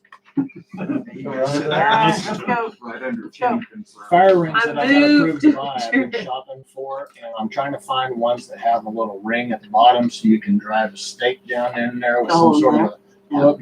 If I can't find them, surely you can weld something onto the bottom, right? Oh, yeah. Because I feel like. Well, as the long ones as that they're I not bought, galvanized. I would not buy a fire ring that's galvanized. I Okay. don't understand that. I think you're not supposed to have a fire near galvanized. I don't get I it. know, but then silver ones you can get. Yeah, I know. I don't get it. But anyway, I feel like the ones that we bought a few years ago, some have walked away, maybe. No. There was one, I'm pretty Five. sure, that was out in the lake by the new culvert bridge. Well, I don't Okay, want to dwell on next, this. yeah, Let's move next. on quickly. Keep going. Spreadsheet. We discussed that last meeting. She said she was gonna text you. Who did? Oh, did, No, I've gotten all the information. I Good, stopped by, alright. by the bait house. I picked up all the cards, and Leslie's been typing her little fingers off, building a I was spreadsheet. gonna suggest that we commission her to build a spreadsheet for that. If that's not possible, Anybody no. opposed to this? Somebody's shaking his head. No, I was looking back and forth and saying why you were talking about this or something. I already said I Oh. wanted her to do it, so. Yeah, So nobody's gonna have any issue if she presents a spreadsheet that is very easily searchable and a very modest bill for her work. Because she's been putting several hours into it already. Okay, moving on. What The is se- it? It's just I a don't know list what we're of talking the. She's taken all the information of Joe Blow lives at cabin number 1, his dock is number 1, he has Starcraft with a 50 horse motor. He's got 3 kayaks. He's got a paddle boat, whatever. Then she'll have all that information in there. And then when he comes in, he gets his stickers for all of his watercraft. If that watercraft ends up on somebody else's dock, it floated away, they can call the bait house and say, hey, I've got a kayak here and here's a number on it. They can type it in and they'll say, hey, well, that belongs to Joe Do we need to Blow, do a cabin motion number on 1. this? Makes a lot of sense. Any of that information, it's all searchable. We don't have that right now. Okay, Be good. So Leslie is building that. okay. I'm going to go ahead and approve, say we can approve this. Yeah, is everybody's good No, with it? yeah, your All right, next. allowance, yeah. Cement wall at the bait house, have we gotten anywhere with that idea or? No, when you and I talked, it was like maybe if you Yeah. catch Joe Coley. I have literally not seen. Well, I like that idea a lot. I think we're losing a lot of our. Do you want me to say something to him? I Yeah, know if he you do, said have every him year. Get a hold of me. multiple days. The beach, Yeah. literally, it's only a few feet. I've got a couple Because there used to be questions one for him, there. actually. I've talked to him once He's before. having Another several issue. feet of Probably beach. not. And now, I'm Can I not give kidding him your you. number? Absolutely. Yeah. Yeah, we should have done it when it was a drought. Might But we not just do. didn't know. Yeah, absolutely. And Some that's sort kind of something. almost a personal note, the alley right behind my house, between my house and what used to be that little knick-knack shop or whatever, that's right next door to the law office. There's a hole in the alley there that when vehicles drive through the alley, they're splashing that little tiny gravel that used to don't go be through their them. streets, and you guys put it on the alleys there. It's so deep though that gravel splashes out. If we put some sizable rock, it's right there where they planted that new post. It's right in that area, because I keep going over there with a hoe and pulling it back into the. I actually saw that when I went and located that night on that emergency, and I forgot about that. We might need to look at that actually and make sure we don't have a undermining issue. Yeah. Mhm. Yeah, well, me raking that stuff back in there isn't really gonna fix it. Not working.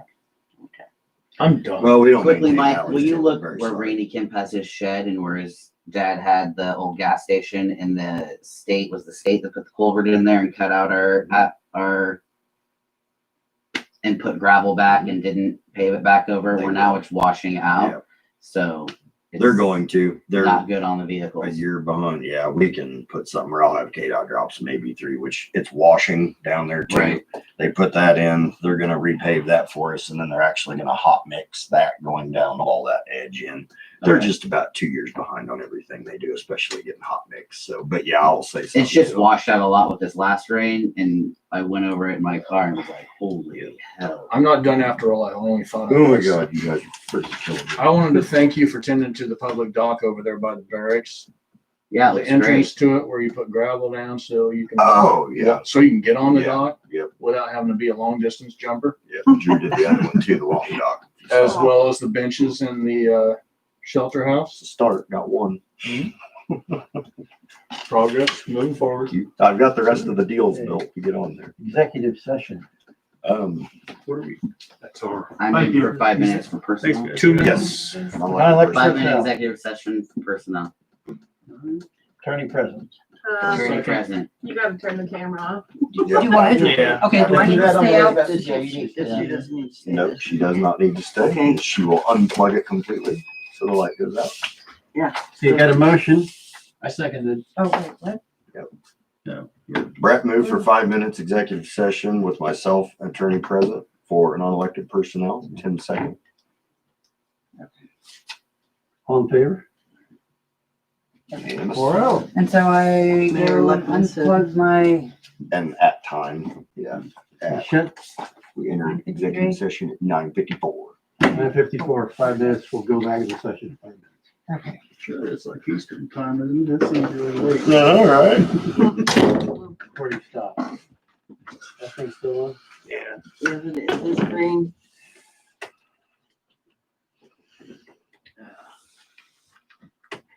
Can I talk about something real quick while she's waiting to turn that No. on? Well, what, it's on. Oh,